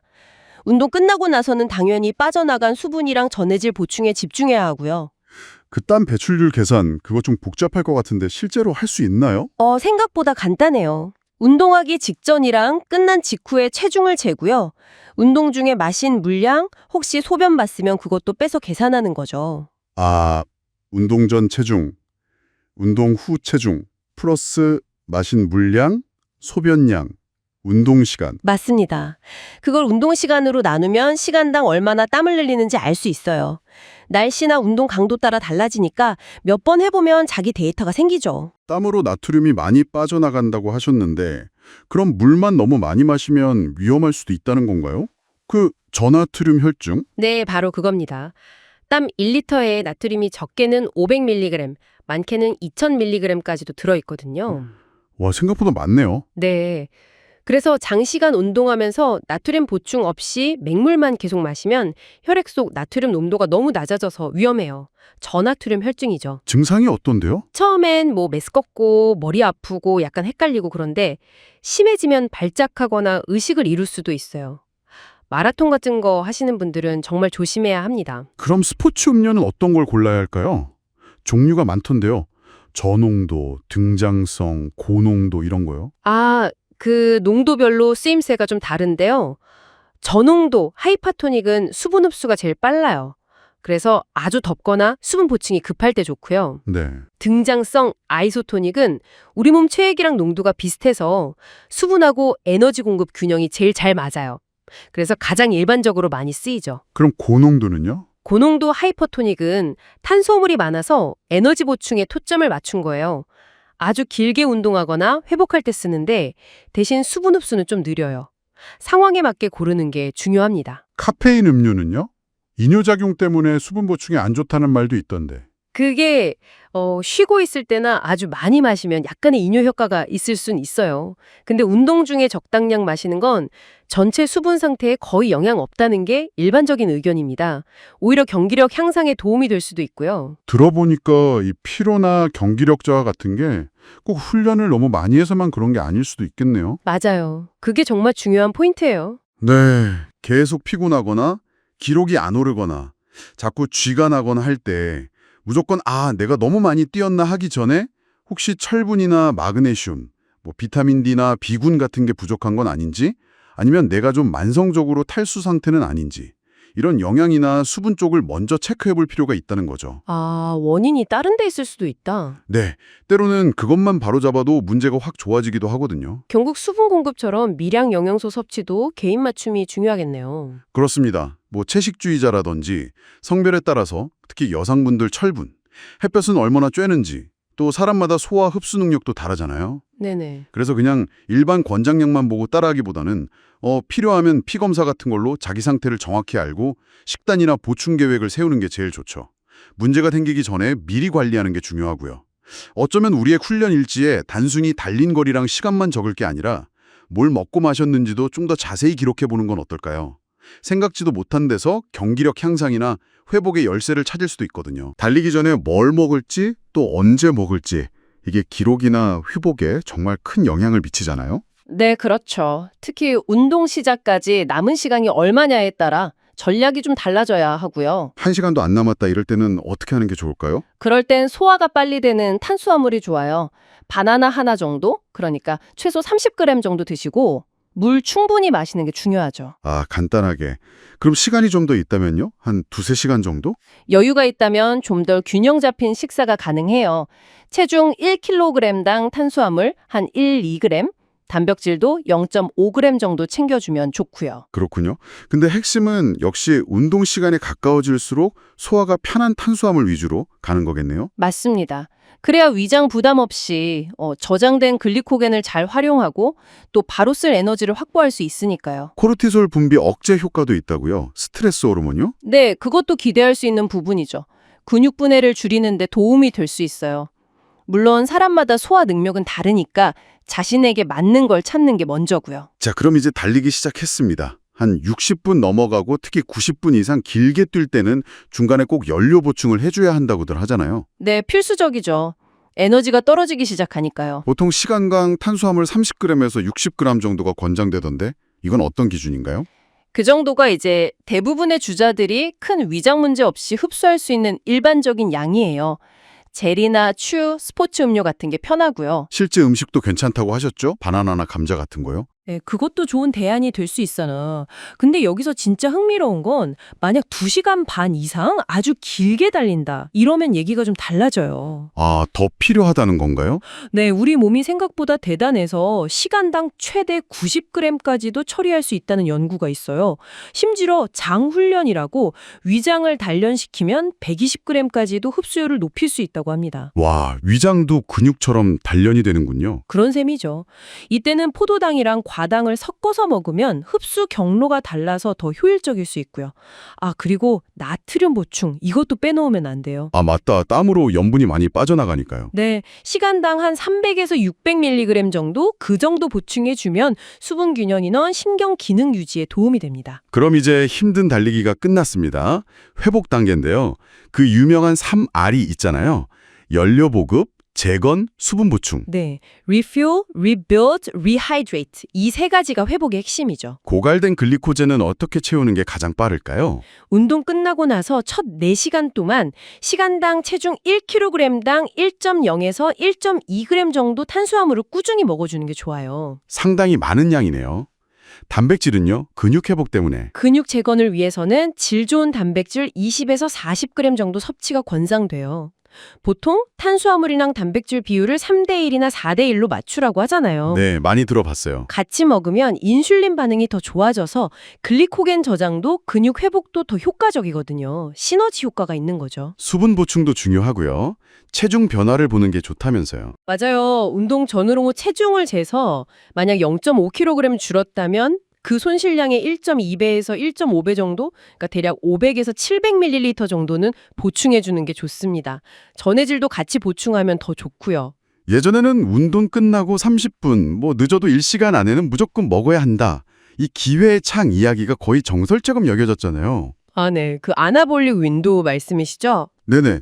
요즘도 이게 그렇게 중요한가요? 아니면 좀 바뀐 게 있나요? 그 개념이 예전처럼 막 절대적인 시간 제한으로 여겨지진 않아요. 요즘 연구들을 보면 운동 직후 그 짧은 시간보다는 하루 전체에 걸쳐서 총 탄수화물, 단백질 섭취량이 얼마고 그걸 어떻게 나눠 먹느냐가 장기적인 회복이나 근성장에 더 중요할 수 있다는 거죠. 아, 그럼 그 창에 너무 얽매일 필요는 없겠네요. 꼭 그렇지만은 않아요. 예외가 있는데 만약 다음 운동까지 회복 시간이 뭐 8시간도 안 되게 짧다거나 아니면 아침에 공복 상태로 운동을 했다면 이럴 때는 운동 직후 한두 시간 안에 영양소를 챙겨 먹는 게 회복 속도를 높이는데 여전히 꽤 중요합니다. 그렇군요. 상황에 따라 다르네요. 반대로 일부러 공복에 달리는 분들도 있고 아까 말씀하신 장훈련 같은 특수한 전략도 있던데요. 네, 공복 달리기는 지방을 좀 더 태워볼까 하는 목적으로 시도되기도 하는데 이게 운동 강도가 떨어지거나 저혈당 위험, 심하면 근육 분해 위험도 있어서 좀 조심해야 해요. 아, 무조건 좋은 건 아니군요. 그렇죠. 반면에 장훈련은 장거리 선수들이 시합 때 많은 탄수화물을 먹어야 하는데 그때 배탈 나지 않도록 평소 훈련하면서 점진적으로 섭취량을 늘려서 위장의 적응력을 키우는 그런 전략이에요. 목적이 완전히 다르네요. 네, 상반된 목적이죠. 그래서 이런 특수 전략들은 모든 사람에게 항상 필요한 건 아니에요. 자신의 훈련 목표나 몸 상태를 잘 고려해서 신중하게 접근해야 합니다. 결국 효과적인 영양소 타이밍이라는 건 단순히 운동 직후 한순간만 딱 맞추는 게 아니라 훈련 전, 중, 후, 그리고 하루 전체에 걸쳐서 영양 공급을 좀 더 똑똑하게 계획하는 거예요. 종합적인 접근이군요. 네, 훈련의 즉각적인 요구도 채우고 장기적인 회복과 적응 목표까지 모두 고려해야 하죠. 이렇게 정밀하게 계산된 연료 공급 전략이랑 또 때로는 좀 더 직관적이고 내추럴한 식사 방식 사이에서 우리 각자에게 맞는 균형점을 찾아가는 과정이 필요해요. 장기적인 적응이냐 아니면 당장의 퍼포먼스 향상이냐 이런 부분에 대한 고민도 계속 해볼 만한 가치가 있고요. 달리기 하고 나서 회복할 때요. 가장 기본적이면서도 정말 중요한 거 바로 잠입니다. 네, 맞아요. 매일 밤 한 7시간에서 9시간 정도 그 질 좋은 잠이 중요하죠. 그렇죠. 이게 그냥 피로만 푸는 게 아니고 근육 회복에 필요한 성장 호르몬 분비도 돕고 또 호르몬 균형이나 면역 체계 유지에도 아주 결정적인 역할을 하거든요. 네. 잠이 부족하면 당장 다음날 훈련 때 티가 나죠. 지구력이 떨어지고. 쉽게 지치고요. 네. 그리고 장기적으로 보면 부상 위험도 커질 수 있어요. 특히 막 엘리트 선수들 같은 경우는 하루에 최소 9시간은 자려고 한다면서요. 맞습니다. 아니면 부족하면 낮잠으로도 꼭 보충하려고 하죠. 이게 단순히 그냥 누워서 쉬는 게 아니고요. 우리 몸이 손상된 부분을 고치고 또 다음 활동을 위해서 에너지를 다시 채우는 아주 중요한 재정비 시간인 셈이에요. 아, 재정비 시간. 그렇군요. 그럼 잠 말고 또 중요한 회복 전략으로 그 능동적 회복이라는 것도 있죠. 네, 능동적 회복. 힘든 훈련하고 다음날 그냥 완전히 쉬는 것보다 가볍게 뭐 조깅을 한다거나 걷는 거 이런 게 오히려 혈액순환을 도와서 노폐물 제거를 촉진하고 근육통도 더 빨리 가라앉힌다. 뭐 이런 거죠. 맞아요. 그런 저강도 활동이 근육 뻣뻣한 걸 줄여주는 효과가 있죠. 근데 이제 스트레칭에 대해서는 우리가 조금 더 생각해 볼 게 있어요. 스트레칭이요? 네. 흔히 운동 전에는 스트레칭 꼭 해야 한다 이렇게 생각하잖아요. 네네. 근데 종류에 따라서 효과가 좀 다릅니다. 달리기 바로 전에 워밍업 할 때는 이렇게 움직이면서 근육을 늘려주는 동적 스트레칭이 있거든요. 아, 동적 스트레칭. 네. 그게 실제 달리기 성능 향상에는 도움이 될 수 있어요. 아, 그럼 반대로 우리가 흔히 하는 거 있잖아요. 한 자세로 쭉 누르거나 당겨서 늘리는 거. 정적 스트레칭. 그건 어떤가요? 바로 그 정적 스트레칭. 이걸 운동 직전에 하면요. 특히 단거리 달리기처럼 폭발적인 힘이 필요할 때 있잖아요. 그때는 오히려 근육의 탄성을 좀 떨어뜨려서 방해가 될 수도 있다. 이런 연구 결과들도 꽤 있습니다. 오히려요. 네. 물론 전반적인 유연성을 키우려고 운동이랑 별개로 꾸준히 하는 건 좋은데요. 근데 또 흥미로운 게 뭐냐면 종아리나 엉덩이 근육이 약간은 뻣뻣한 게 오히려 달릴 때 스프링처럼 작용해서 효율성을 높여줄 수도 있다는 거예요. 아, 약간의 뻣뻣함이 오히려 도움이 될 수도 있다. 그렇죠. 그러니까 무조건 막 늘리는 게 능사는 아니라는 거죠. 목적에 맞게 선택해야 합니다. 네, 목적이 중요하군요. 알겠습니다. 자, 그럼 요즘 많이들 쓰시는 폼롤링. 이건 어떤 효과가 있을까요? 폼롤링 같은 자가 근막 이완 기법, 이게 근육 속 깊이 뭉친 부분 있잖아요. 흔히 트리거 포인트라고 부르는 곳. 거기를 풀어주고 또 단기적으로는 유연성을 개선하고 근육통 줄이는 데 도움을 줄 수 있습니다. 사용하는 방법은 그냥 아픈 데다 대고 문지르면 되는 건가요? 네, 통증이 느껴지는 부위에 대고 천천히 움직이다가 특히 좀 아프다 싶은 지점에서 한 30초에서 90초 정도 지그시 압박을 유지하는 방식이죠. 그렇군요. 자, 다음은 수치료법. 그중에서도 얼음 목욕, 냉수 침지, CWI가 아주 유명한 것 같아요. 이거 효과는 확실한가요? 네, 냉수 침지가 근육통이나 피로감 줄이는데 효과가 있다는 보고는 정말 많습니다. 근데 여기서 아주 중요한 논란 지점이 하나 있어요. 논란이요? 네, 특히 근력 강화를 목표로 운동한 직후에 이걸 하면 근육이 커지고 강해지는 그런 장기적인 적응 과정을 오히려 방해할 수 있다. 이런 연구 결과가 점점 나오고 있어요. 아니, 회복하려고 하는 건데 오히려 방해가 된다고요? 그렇죠. 이게 왜 그러냐면 회복이랑 성장에 필요한 우리 몸의 그 내추럴한 염증 반응까지도 냉수 침지가 억제하기 때문이라는 거예요. 아, 그럼 냉수 침지는 언제 쓰는 게 좋은 걸까요? 그러니까 근육 자체를 키우는 게 중요한 시기보다는요.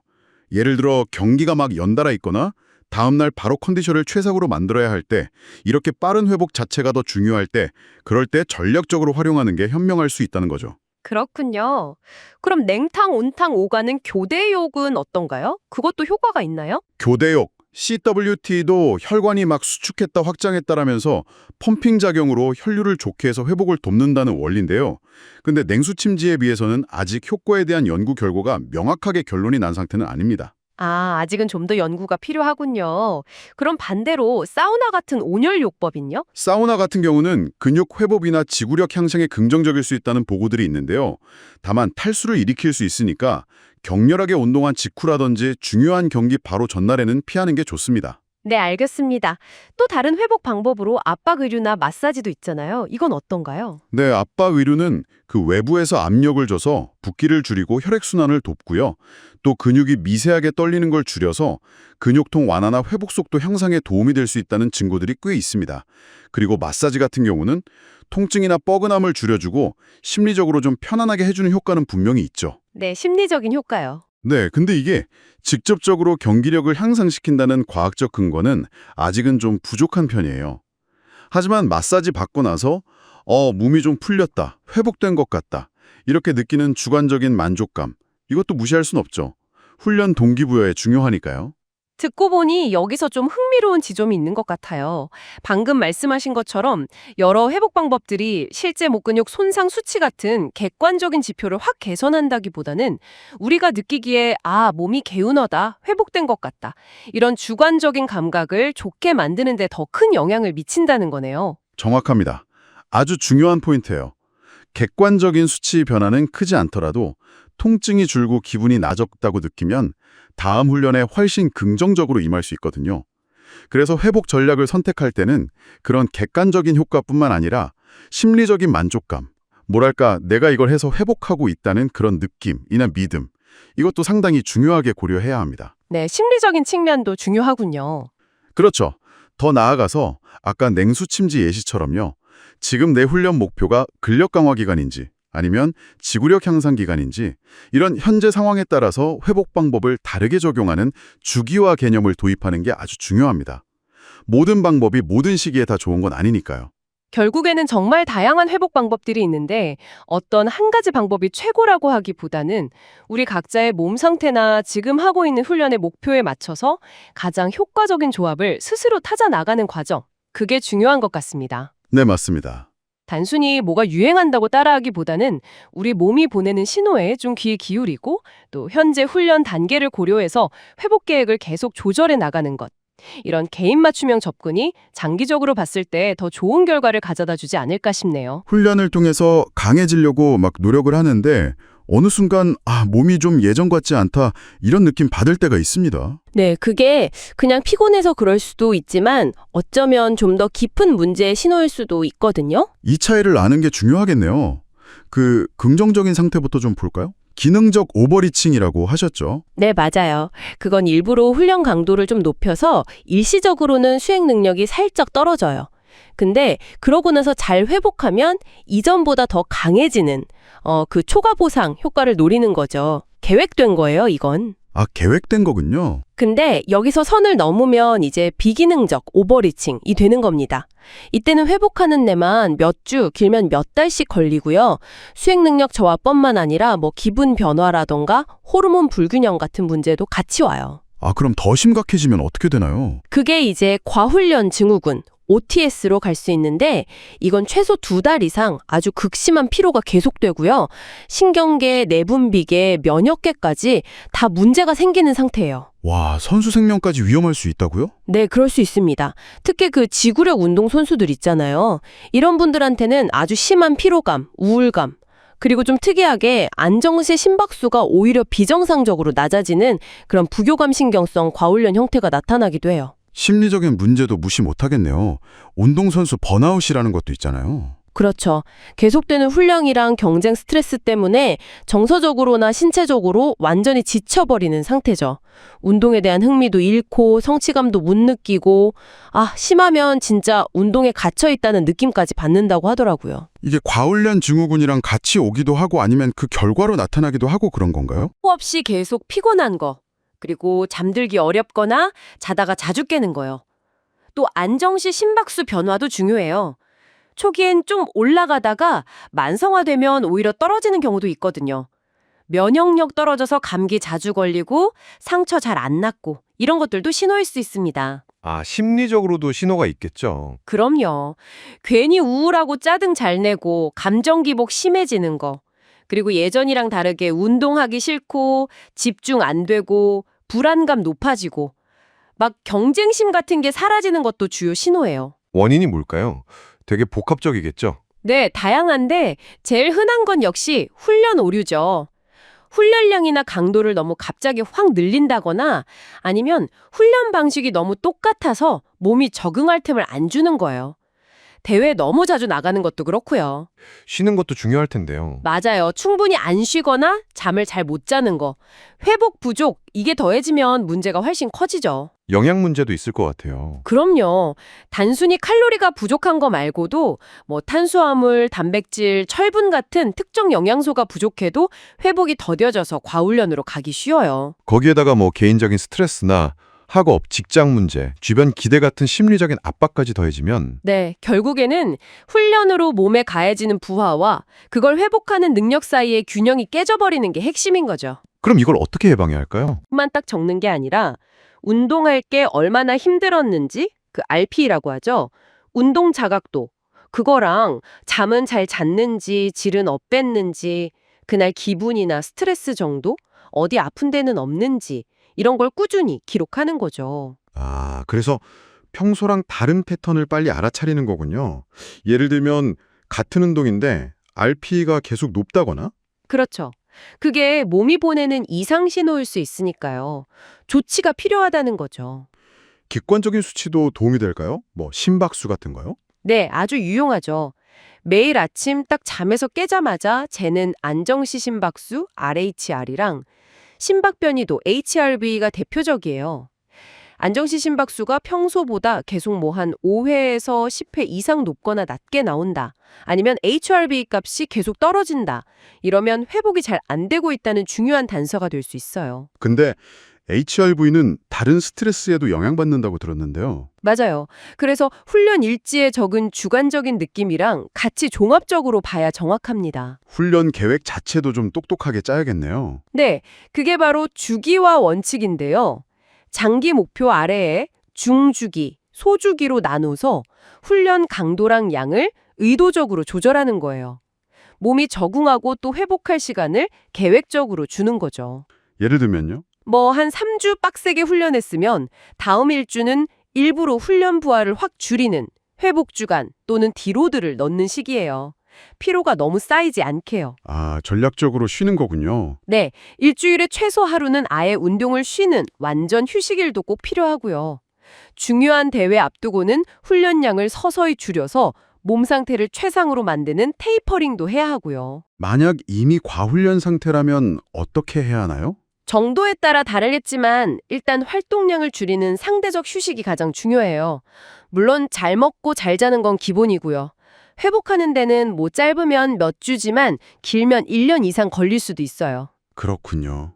결국 최고의 기량을 꾸준히 유지하려면 그냥 한계까지 밀어붙이는 것만이 아니라 우리 몸이 보내는 그 섬세한 신호들을 잘 읽고 때로는 멈추거나 좀 돌아갈 줄 아는 그런 지혜가 필요한 것 같습니다. 후연일지를 통해서 자기를 잘 살피고 주기와 원칙을 잘 적용하는 게 지속 가능한 성장의 열쇠가 아닐까 싶네요. 달리기를 처음 시작할 때 가장 먼저 스스로에게 물어야 할 질문은 이거 같아요. 내 몸이 준비되었나? 네, 맞습니다. 그래서 운동 전에 저기 신체 활동 준비 설문지 PARQ 플러스 같은 걸로 자가 점검을 해보는 게 좋죠. 네, 뭐 가슴 통증이나 현기증 경험 아니면 심장 질환, 당뇨 같은 특정 문제가 있다면요. 그런 경우에는 시작하기 전에 꼭 전문가랑 상담을 해야 합니다. 필수예요.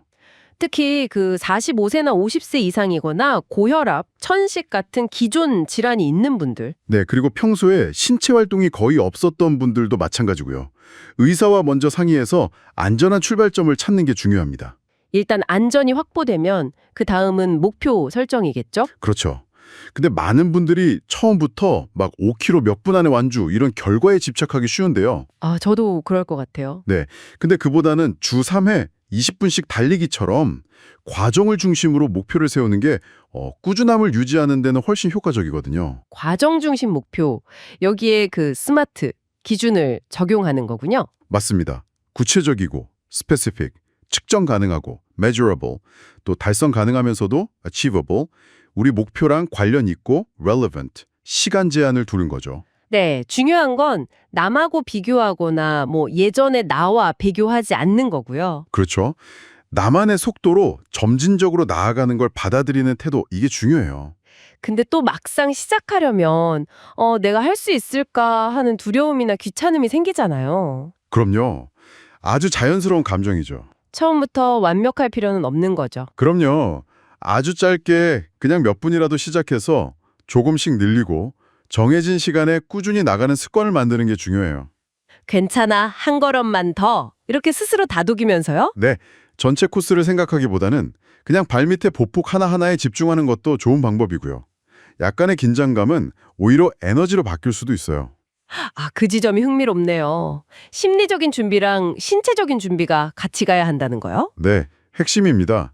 계획이 아무리 좋아도 두려워서 시작을 못하거나 반대로 의욕만 너무 앞서서 몸이 준비 안 됐는데 무리하면 바로 부상이거든요. 그렇죠. 이런 맥락에서 필수 장비인 신발 선택도 신중해야 하고요. 네, 신발. 초보자는 어떤 걸 골라야 할까요?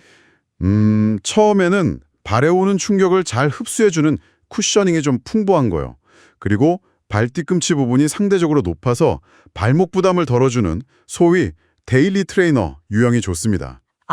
뒤꿈치랑 앞부분 높이 차이? 그 드롭이라는 거요? 네, 그게 좀 있는 편이 좋고요. 한 8mm 이상 되는 거요.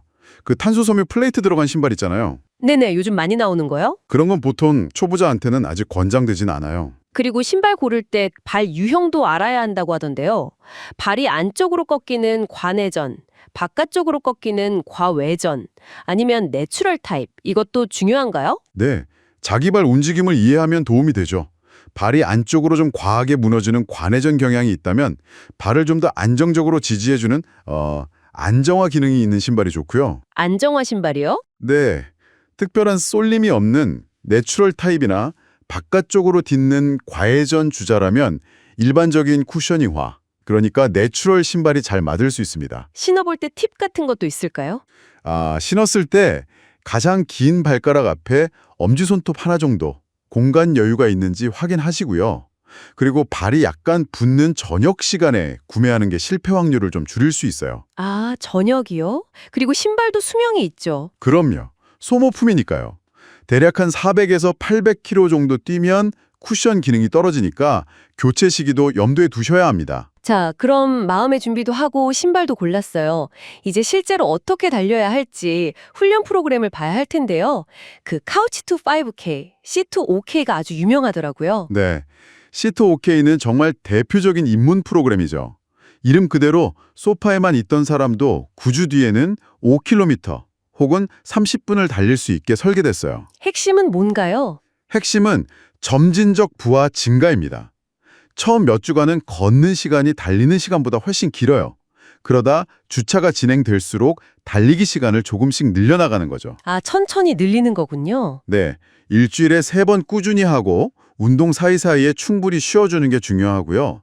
만약에 특정 주차 훈련이 좀 버겁다 싶으면 그 주차를 반복하면서 몸이 적응할 시간을 주는 유연성도 필요해요. C2OK처럼 뛰다 걷다 하는 거 말고 아예 처음부터 의도적으로 중간중간 걷는 시간을 넣는 런워크 방식도 있던데요. 네, 갤러웨이 방식이라고도 하죠. 이건 피로가 쌓이기 전에 좀 전략적으로 걷기 휴식을 넣는 거예요. 전략적인 걷기요. 네, 예를 들어 초보자는 1분 달리고 1분 걷기 이런 1대1 비율로 시작할 수 있어요. 이렇게 하면 근육 피로도 좀 낮추고 심박수도 안정시켜서 부상 위험을 줄일 수 있고요. 아, 오히려 더 긴 거리를 갈 수도 있겠네요. 맞아요. 결과적으로는 쉬지 않고 쭉 달리는 것보다 더 긴 거리를 좀 더 수월하게 완주하는 데 도움이 될 수 있습니다. 특히 지구력이 부족한 초보자들에게는 아주 유용한 접근법이죠. 그럼 흔히 듣는 10% 규칙 있잖아요. 주간 총 달리기 거리를 이전 주보다 10% 이상 늘리지 말라는 거요. 이건 초보자한테도 바로 적용하면 될까요? 그 규칙 자체는 좋은데요. 근데 달리기 경험에 거의 없는 완전 초보 단계에서는 그 효과가 좀 제한적일 수 있어요. 왜 그렇죠? 예를 들어 첫 주에 총 3km를 달렸다고 치면 다음 주 10% 증가는 고작 300m잖아요. 아, 그러네요. 너무 적네요. 네, 이렇게 작은 증가는 우리 몸에 실질적인 훈련 자극을 주기가 좀 어려울 수 있어요. 그래서 C2K처럼 처음에는 총 거리보다는 달리는 시간 자체를 점진적으로 늘리는 게 더 나을 수 있다는 거죠. 몸이 달리기라는 활동 자체에 적응하도록요. 시간 기반으로 늘리는 게 더 안전하고 효과적일 수 있군요. 네, 그렇습니다. 10% 규칙은 어느 정도 달리는 기반이 좀 다져진 후에 적용하는 게 더 의미가 있을 거예요. 결국 처음 달리기를 시작하는 이 여정은 뭐랄까 단순히 심폐 능력만 키우는 게 아니에요. 그렇죠. 내 몸의 소리에 귀 기울이면서 안전하게 운동하는 법을 배우고 또 때로는 좀 힘들고 지루한 순간을 이겨내는 그런 정신적인 회복력을 기르는 과정이기도 하거든요. 네, 맞아요.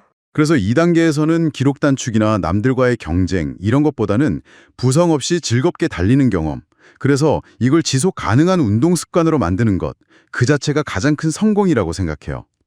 C25K든 런워트 방식이든 어떤 게 절대적으로 옳다기보다는 우리의 현재 체력 수준이나 아니면 심리적인 편안함에 더 잘 맞는 방식을 선택하는 게 중요해 보입니다. 네, 맞습니다. 개인에게 맞는 시작이 중요하죠. 궁극적으로는 신체 능력 향상뿐만 아니라 이 과정을 꾸준히 이어가게 만드는 어떤 긍정적인 경험과 자신감을 쌓아나가는 게 핵심이 아닐까 싶네요. 체중 감량하려면 결국엔 섭취 칼로리보다 소모 칼로리가 더 많아야 하는 그 칼로리 부족 상태를 만들어야 하는 거잖아요. 네, 맞습니다. 그게 기본 원리죠. 하루에 한 500칼로리 정도 부족하게 만들면 보통 일주일에 한 0.45kg 정도 감량 효과를 기대할 수 있고요. 우리 몸이 하루에 쓰는 총 에너지가 있던데 TDE라고 하죠.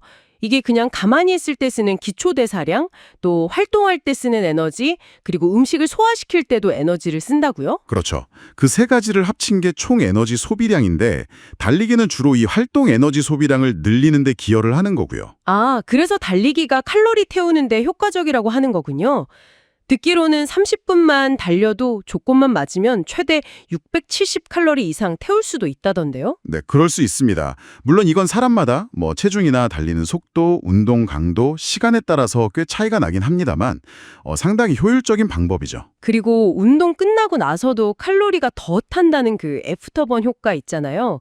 EPOC라고 하던데. 아, 네. 운동 후 초과 산소 소비량. 운동 후에 우리 몸이 회복하려고 평소보다 더 많은 산소를 쓰고 그러면서 칼로리 소모가 더 높아지는 현상인데요. 이게 특히 고강도 인터벌 트레이닝, HIIT라고 하죠. 그걸 했을 때 더 효과가 크다고요? 맞습니다. HIIT 같은 경우는 운동 중에 쓴 칼로리의 한 10%에서 20% 정도까지 추가로 더 소모될 수 있어요. 반면에 그냥 꾸준히 하는 유산소 운동, 그러니까 LSIS 같은 경우는 한 0%에서 5% 정도로 좀 적고요. 예를 들어서 HIIT로 한 700칼로리를 태웠다 치면 운동 끝나고 나서도 45에서 105칼로리 정도를 더 태울 수 있다는 계산이 돼요. 네, 이론상으로는요. 근데 이게 뭐 일주일 전체로 봤을 때 총 칼로리 부족분에 주는 영향이 아주 드라마틱하게 크진 않을 수도 있다는 점도 알아두면 좋습니다. 그리고 또 사람들이 자기가 운동으로 얼마나 칼로리를 썼는지 좀 과대평가하는 경향이 있다고 하더라고요. 아, 네. 그런 경향이 분명히 있습니다. 그래서 운동량이나 칼로리 소모량을 정확하게 추적하는 게 중요하고 식단 관리의 역할도 무시할 수 없죠. 그 지방연소 구간이라는 말도 많이 듣는데 이것도 좀 오해가 있다고요? 천천히 달려야 지방이 더 잘 탄다. 뭐 이런 거요? 네. 그게 완전히 틀린 말은 아닌데요. 낮은 강도로 운동할 때 에너지원 중에서 지방이 차지하는 비율이 높은 건 사실이에요. 그런데 중요한 건 총 칼로리 소모량입니다. 아, 비율은 낮아도 전체 소모량이 많으면 결국 지방도 더 많이 태운다는 건가요? 그렇죠. 고강도 운동은 시간당 태우는 총 칼로리가 훨씬 많기 때문에 결과적으로 지방에서 소모된 칼로리 총량도 더 많아지는 경우가 흔합니다. 운동 강도가 올라가면 우리 몸이 주로 쓰는 에너지원이 지방에서 탄수화물로 넘어가거든요. 그러면 HIIT랑 LSS 중에 뭐가 더 낫다고 딱 잘라 말하기는 어렵겠네요? 네, 그렇습니다. HIIT는 짧은 시간에 칼로리 많이 태우고 애프터번 효과도 크고 근육 지키는 데도 유리할 수 있지만 좀 힘들고 모두에게 맞는 건 아니죠. LSS는 반대로 운동 중에 지방을 쓰는 비율은 높지만 시간당 총칼로리 소모는 좀 적고 대신 좀 더 길게 꾸준히 하기는 좋고요. 맞아요. 그래서 뭐가 최고다라기보다는 정말로 개인이 꾸준히 실천할 수 있고 또 즐겁게 할 수 있는 걸 선택하는 게 핵심입니다. 결국 지속 가능성이 가장 중요하거든요. 장기적인 효과도 생각해 봐야 할 것 같아요. 꾸준히 운동하면 특히 근력 운동 같이 하면 근육이 늘어서 기초 대사량 자체가 올라갈 수 있다면서요. 네, 아주 중요한 포인트입니다.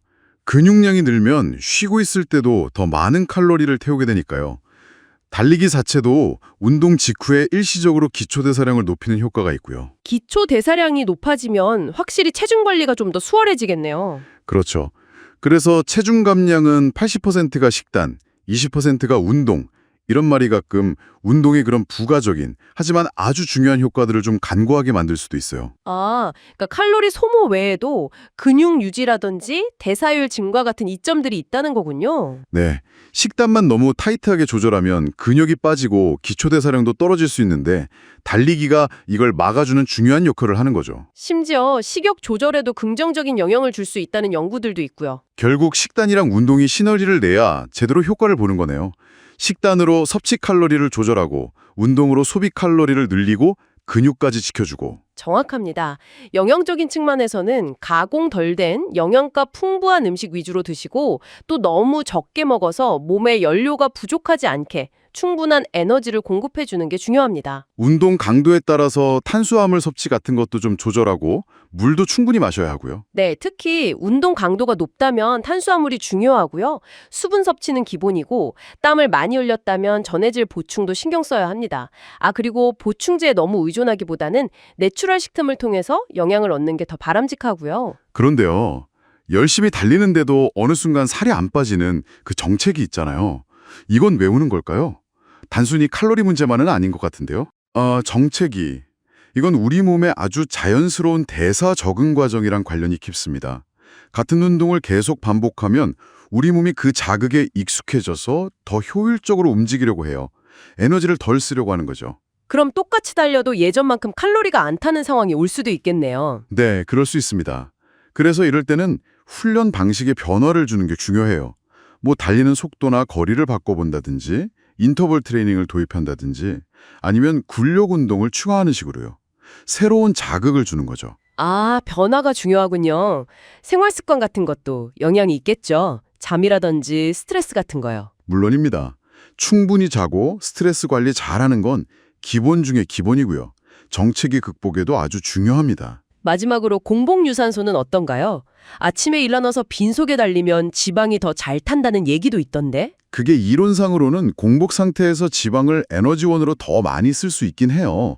그런데 여러 연구 결과를 종합적으로 보면 하루 24시간 동안 총 지방 감소량을 봤을 때 식사하고 운동하는 거랑 비교해서 특별히 더 우월하다는 일관된 증거는 부족합니다. 오히려 단점도 있을 수 있다고요? 네, 공복 상태에서는 운동 능력이 좀 떨어질 수도 있고 어지러움을 느낄 수도 있고요. 경우에 따라서는 근육 손실 위험이 약간 더 커질 수도 있다는 지적도 있습니다. 그럼 무조건 공복 유산소를 고집할 필요는 없겠네요. 그렇죠. 개인적으로 그게 편하고 잘 맞는다면 가볍고 짧은 강도로 해볼 수는 있겠지만 이걸 꼭 해야만 살이 빠진다거나 하는 주요 전략으로 삼을 필요는 없어 보입니다. 결국 달리기로 체중 관리를 한다는 건 그냥 몸무게 숫자만 줄이는 게 아니라 좀 더 건강한 몸을 만들고 전반적인 건강을 챙기는 그런 지속 가능한 습관을 만드는 과정으로 봐야겠네요. 네, 바로 그겁니다. 효과적인 체중 관리는 식단, 그리고 근력 운동까지 포함한 다양한 운동 계획, 또 생활 습관 조절까지 다 통합해서 우리 몸의 변화에 맞춰 계속 조절해 나가는 그런 역동적인 과정이에요. 우리 몸은 계속 적응하니까 완벽한 하나의 정답 루틴을 찾는 것보다 어쩌면 그 변화에 맞춰서 접근법을 계속 조절해 나가는 그 과정 자체를 잘 해내는 게 진짜 최적화가 아닐까 싶습니다. 5km든 마라톤이든 이제 목표 거리를 완주하려면 체계적인 훈련 계획이 정말 필수적이잖아요. 네, 맞습니다. 사람마다 수준이 다르니까요. 초급이냐 중급이냐에 따라 훈련 기간이나 주간 운동량, 또 중요하게 생각하는 훈련 요소가 확 달라지죠. 그렇죠. 계획들도 정말 다양하고요. 네, 힉던, 갤러웨이, 러너스 월드 같은 유명한 계획들이 있는데 이걸 쭉 살펴보면 공통점이 있어요. 결국 장거리 달리기, LSD라고 하죠. 그거랑 속도 훈련, 그리고 회복. 이 세 가지가 핵심이더라고요. 핵심 요소는 비슷하군요. 네, 그러니까 딱 이거 하나가 정답이다 하는 계획은 없는 거예요. 제일 좋은 계획은 결국 자기 생활 방식이나 선호도, 예전에 다쳤던 경험, 목표 이런 거에 딱 맞춰진 거죠. 개인 맞춤이 중요하단 거네요. 그렇죠. 예를 들어서 그 갤러웨이 방식은 중간에 걷잖아요. 그러니까 부상 경험이 있거나 나는 완주가 목표다 하는 분들한테 좀 더 유리할 수 있고요. 걷는 구간이 있는 거요? 네. 반면에 이제 힉던 중급자 계획 같은 건 좀 더 체계적으로 속도 훈련을 하니까 기록 단축, 개인 최고 기록을 목표로 한다면 그쪽이 더 맞을 수 있겠죠. 그렇군요. 여러 훈련 중에 특히 그 장거리 점진적 달리기, LSD가 하프나 풀마라톤에서는 정말 기본 중에 기본이라고 하던데요. 네, 맞아요. 그게 근간이죠. 일단 유산소 능력을 키우고요. 또 오랫동안 뛸 때 우리 몸이 지방을 에너지로 쓰는 효율을 높여줘요. 그리고 정신적인 지구력 단련에도 아주 중요하죠. 페이스는 어느 정도로 해야 하나요? 페이스는 아주 편안하게요. 옆 사람이랑 그냥 대화 나눌 수 있을 정도? 그게 보통 최대 심박수의 한 60에서 70% 정도 됩니다. 너무 빠르면 안 되겠네요. 그렇죠. 이 LSD 거리는 점진적으로 늘려나가는 게 중요해요. 보통 주당 한 10% 안팎? 아니면 1km씩 이렇게 늘리고요. 매주 늘리기만 하는 건 아니죠? 물론이죠. 한 3주나 4주에 한 번은 일부러 거리를 좀 줄여주는 주간을 가져요. 회복하고 적응할 시간을 주는 거죠. 이걸 감량 주간이라고 부르기도 하고요. 마라톤 훈련할 때 최대 몇 킬로미터까지 뛰나요? 보통 풀코스 다 안 뛴다고 하던데. 네, 맞아요. 보통 최대 LSD 거리를 32km나 한 35km 정도로 잡는 경우가 많아요. 실제 42.195km를 다 뛰지 않는 이유는 그 이상 뛰었을 때 생기는 생리적인 이득보다 회복 시간이나 피로 누적, 부상 위험이 더 크다고 보기 때문이에요. 얻는 것보다 잃는 게 더 많을 수 있다. 그렇죠. 최상의 컨디션은 그냥 많이 뛰는 것뿐만 아니라 충분히 회복해서 몸이 좀 신선해야 나오는 거거든요. 사실 마라톤 후반부는 정말 정신력이랑 당일 에너지 보충 전략 싸움이기도 하고요. 갤러웨이 방식처럼 중간에 걷는 것도 도움이 될까요? LSD 중에요? 네, 그것도 좋은 전략이에요. 특히 부상 위험을 줄이는 데는 효과적일 수 있죠. LSD 말고 다른 중요한 훈련들도 있잖아요. 그럼요. 템포런이라고 약간 편안한데 좀 힘든 페이스로 달리는 거요.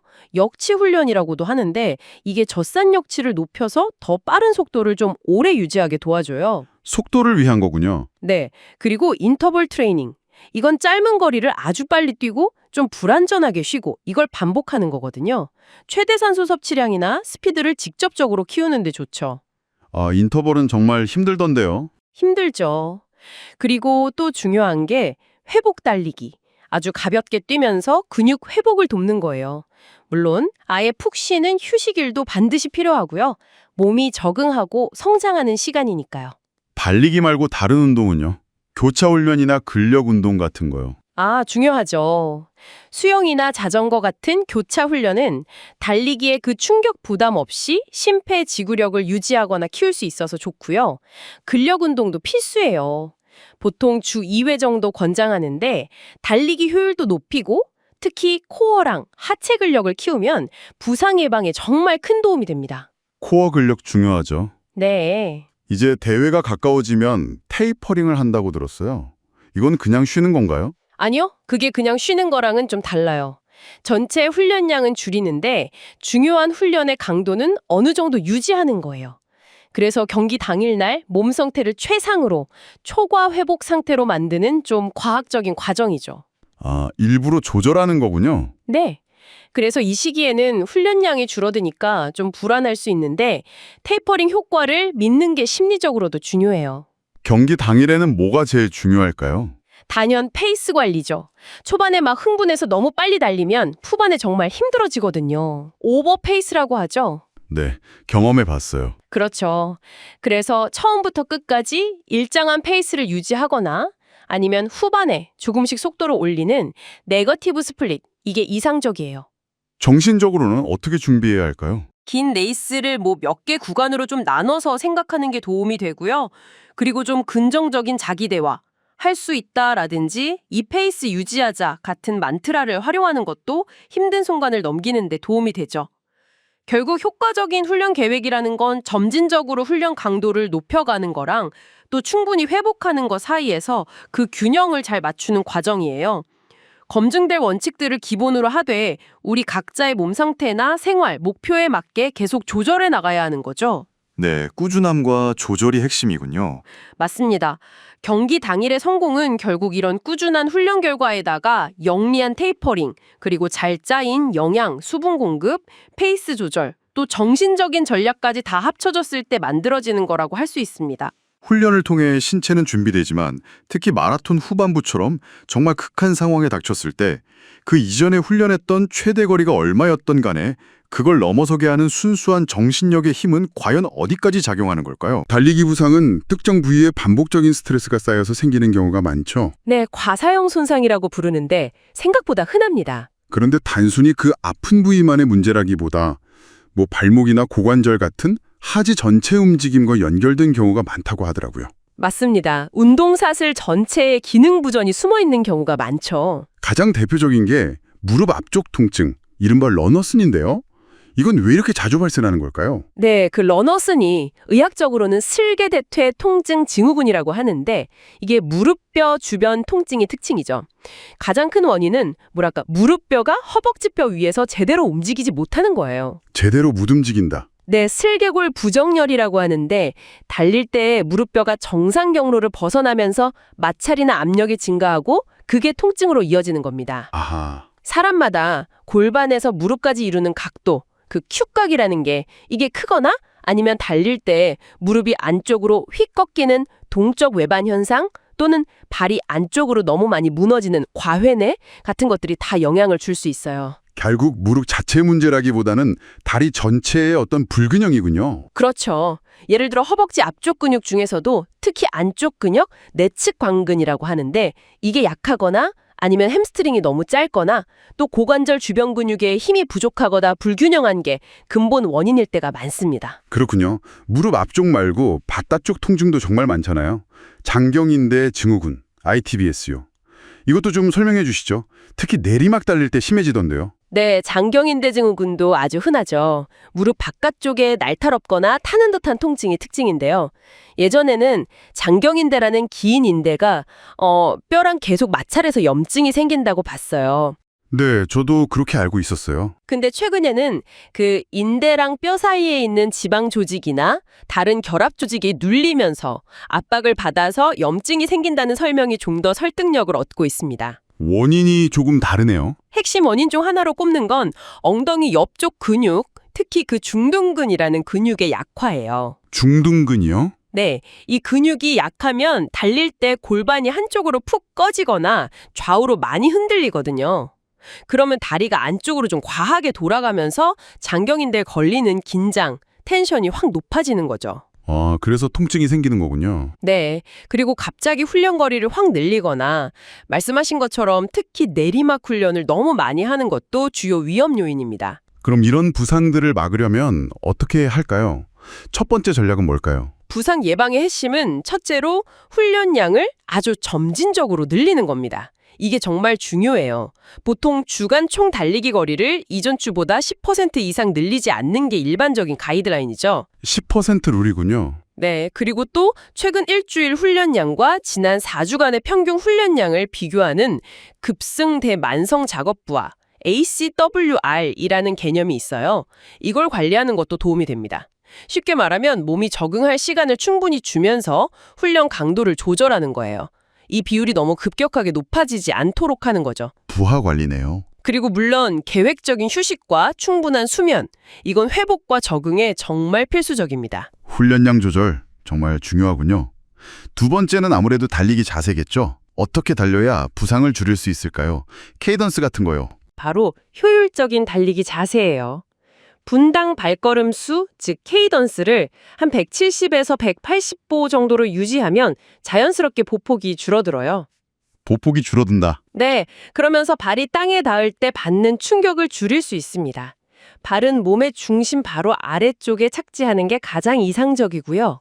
그럼 뒤꿈치로 찍거나 너무 앞에 착지하는 건 안 좋겠네요. 그렇죠. 과도한 힐 스트라이크나 몸 중심보다 훨씬 앞에 발을 내딛는 오버 스트라이딩은 무릎이나 다른 관절에 부담을 줄 수 있으니 피하는 게 좋습니다. 그리고 복부를 포함한 코어 근육이 안정적으로 딱 잡혀 있어야 이런 좋은 자세를 유지하는 데 도움이 많이 되죠. 그럼 이제 세 번째 예방책으로 넘어가 볼까요? 근력 운동이겠네요. 정확합니다. 셋째는 꾸준한 근력 운동이에요. 이걸 간과하는 분들이 많아요.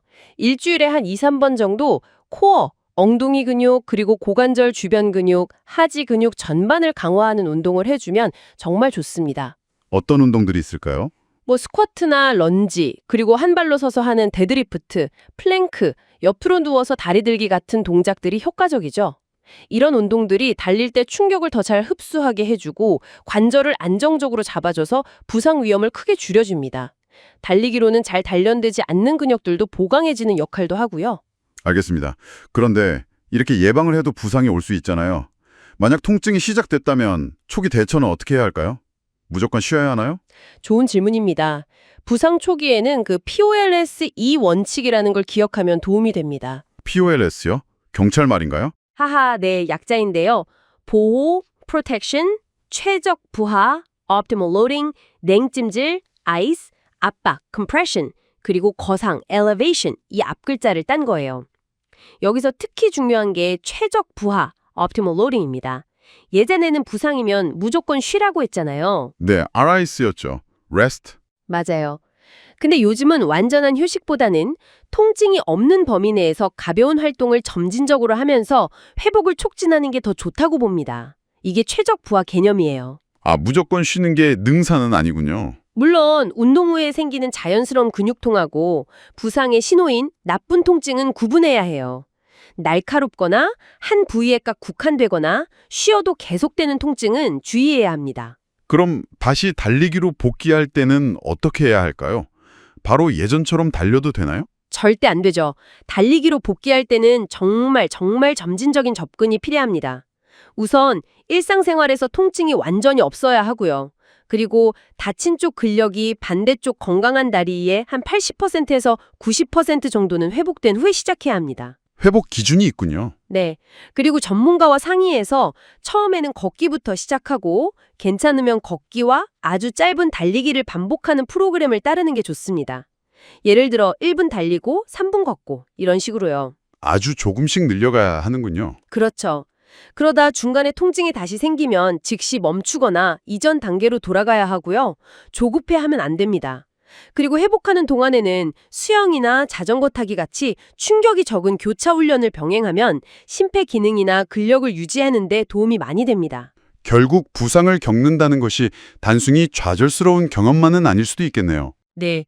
오히려 자신의 몸 상태에 더 귀 기울이고 한계를 이해하고 무리하지 않는 법을 배우는 기회가 될 수 있습니다. 궁극적으로는 더 현명하고 또 오랫동안 달리기를 즐길 수 있는 그런 주자로 성장하는 계기가 될 수도 있겠고요. 여기까지 라디오처럼 듣는 세계적인 운동 정보였습니다. 이 영상이 좋으셨다면 구독과 좋아요 부탁드릴게요. 감사합니다.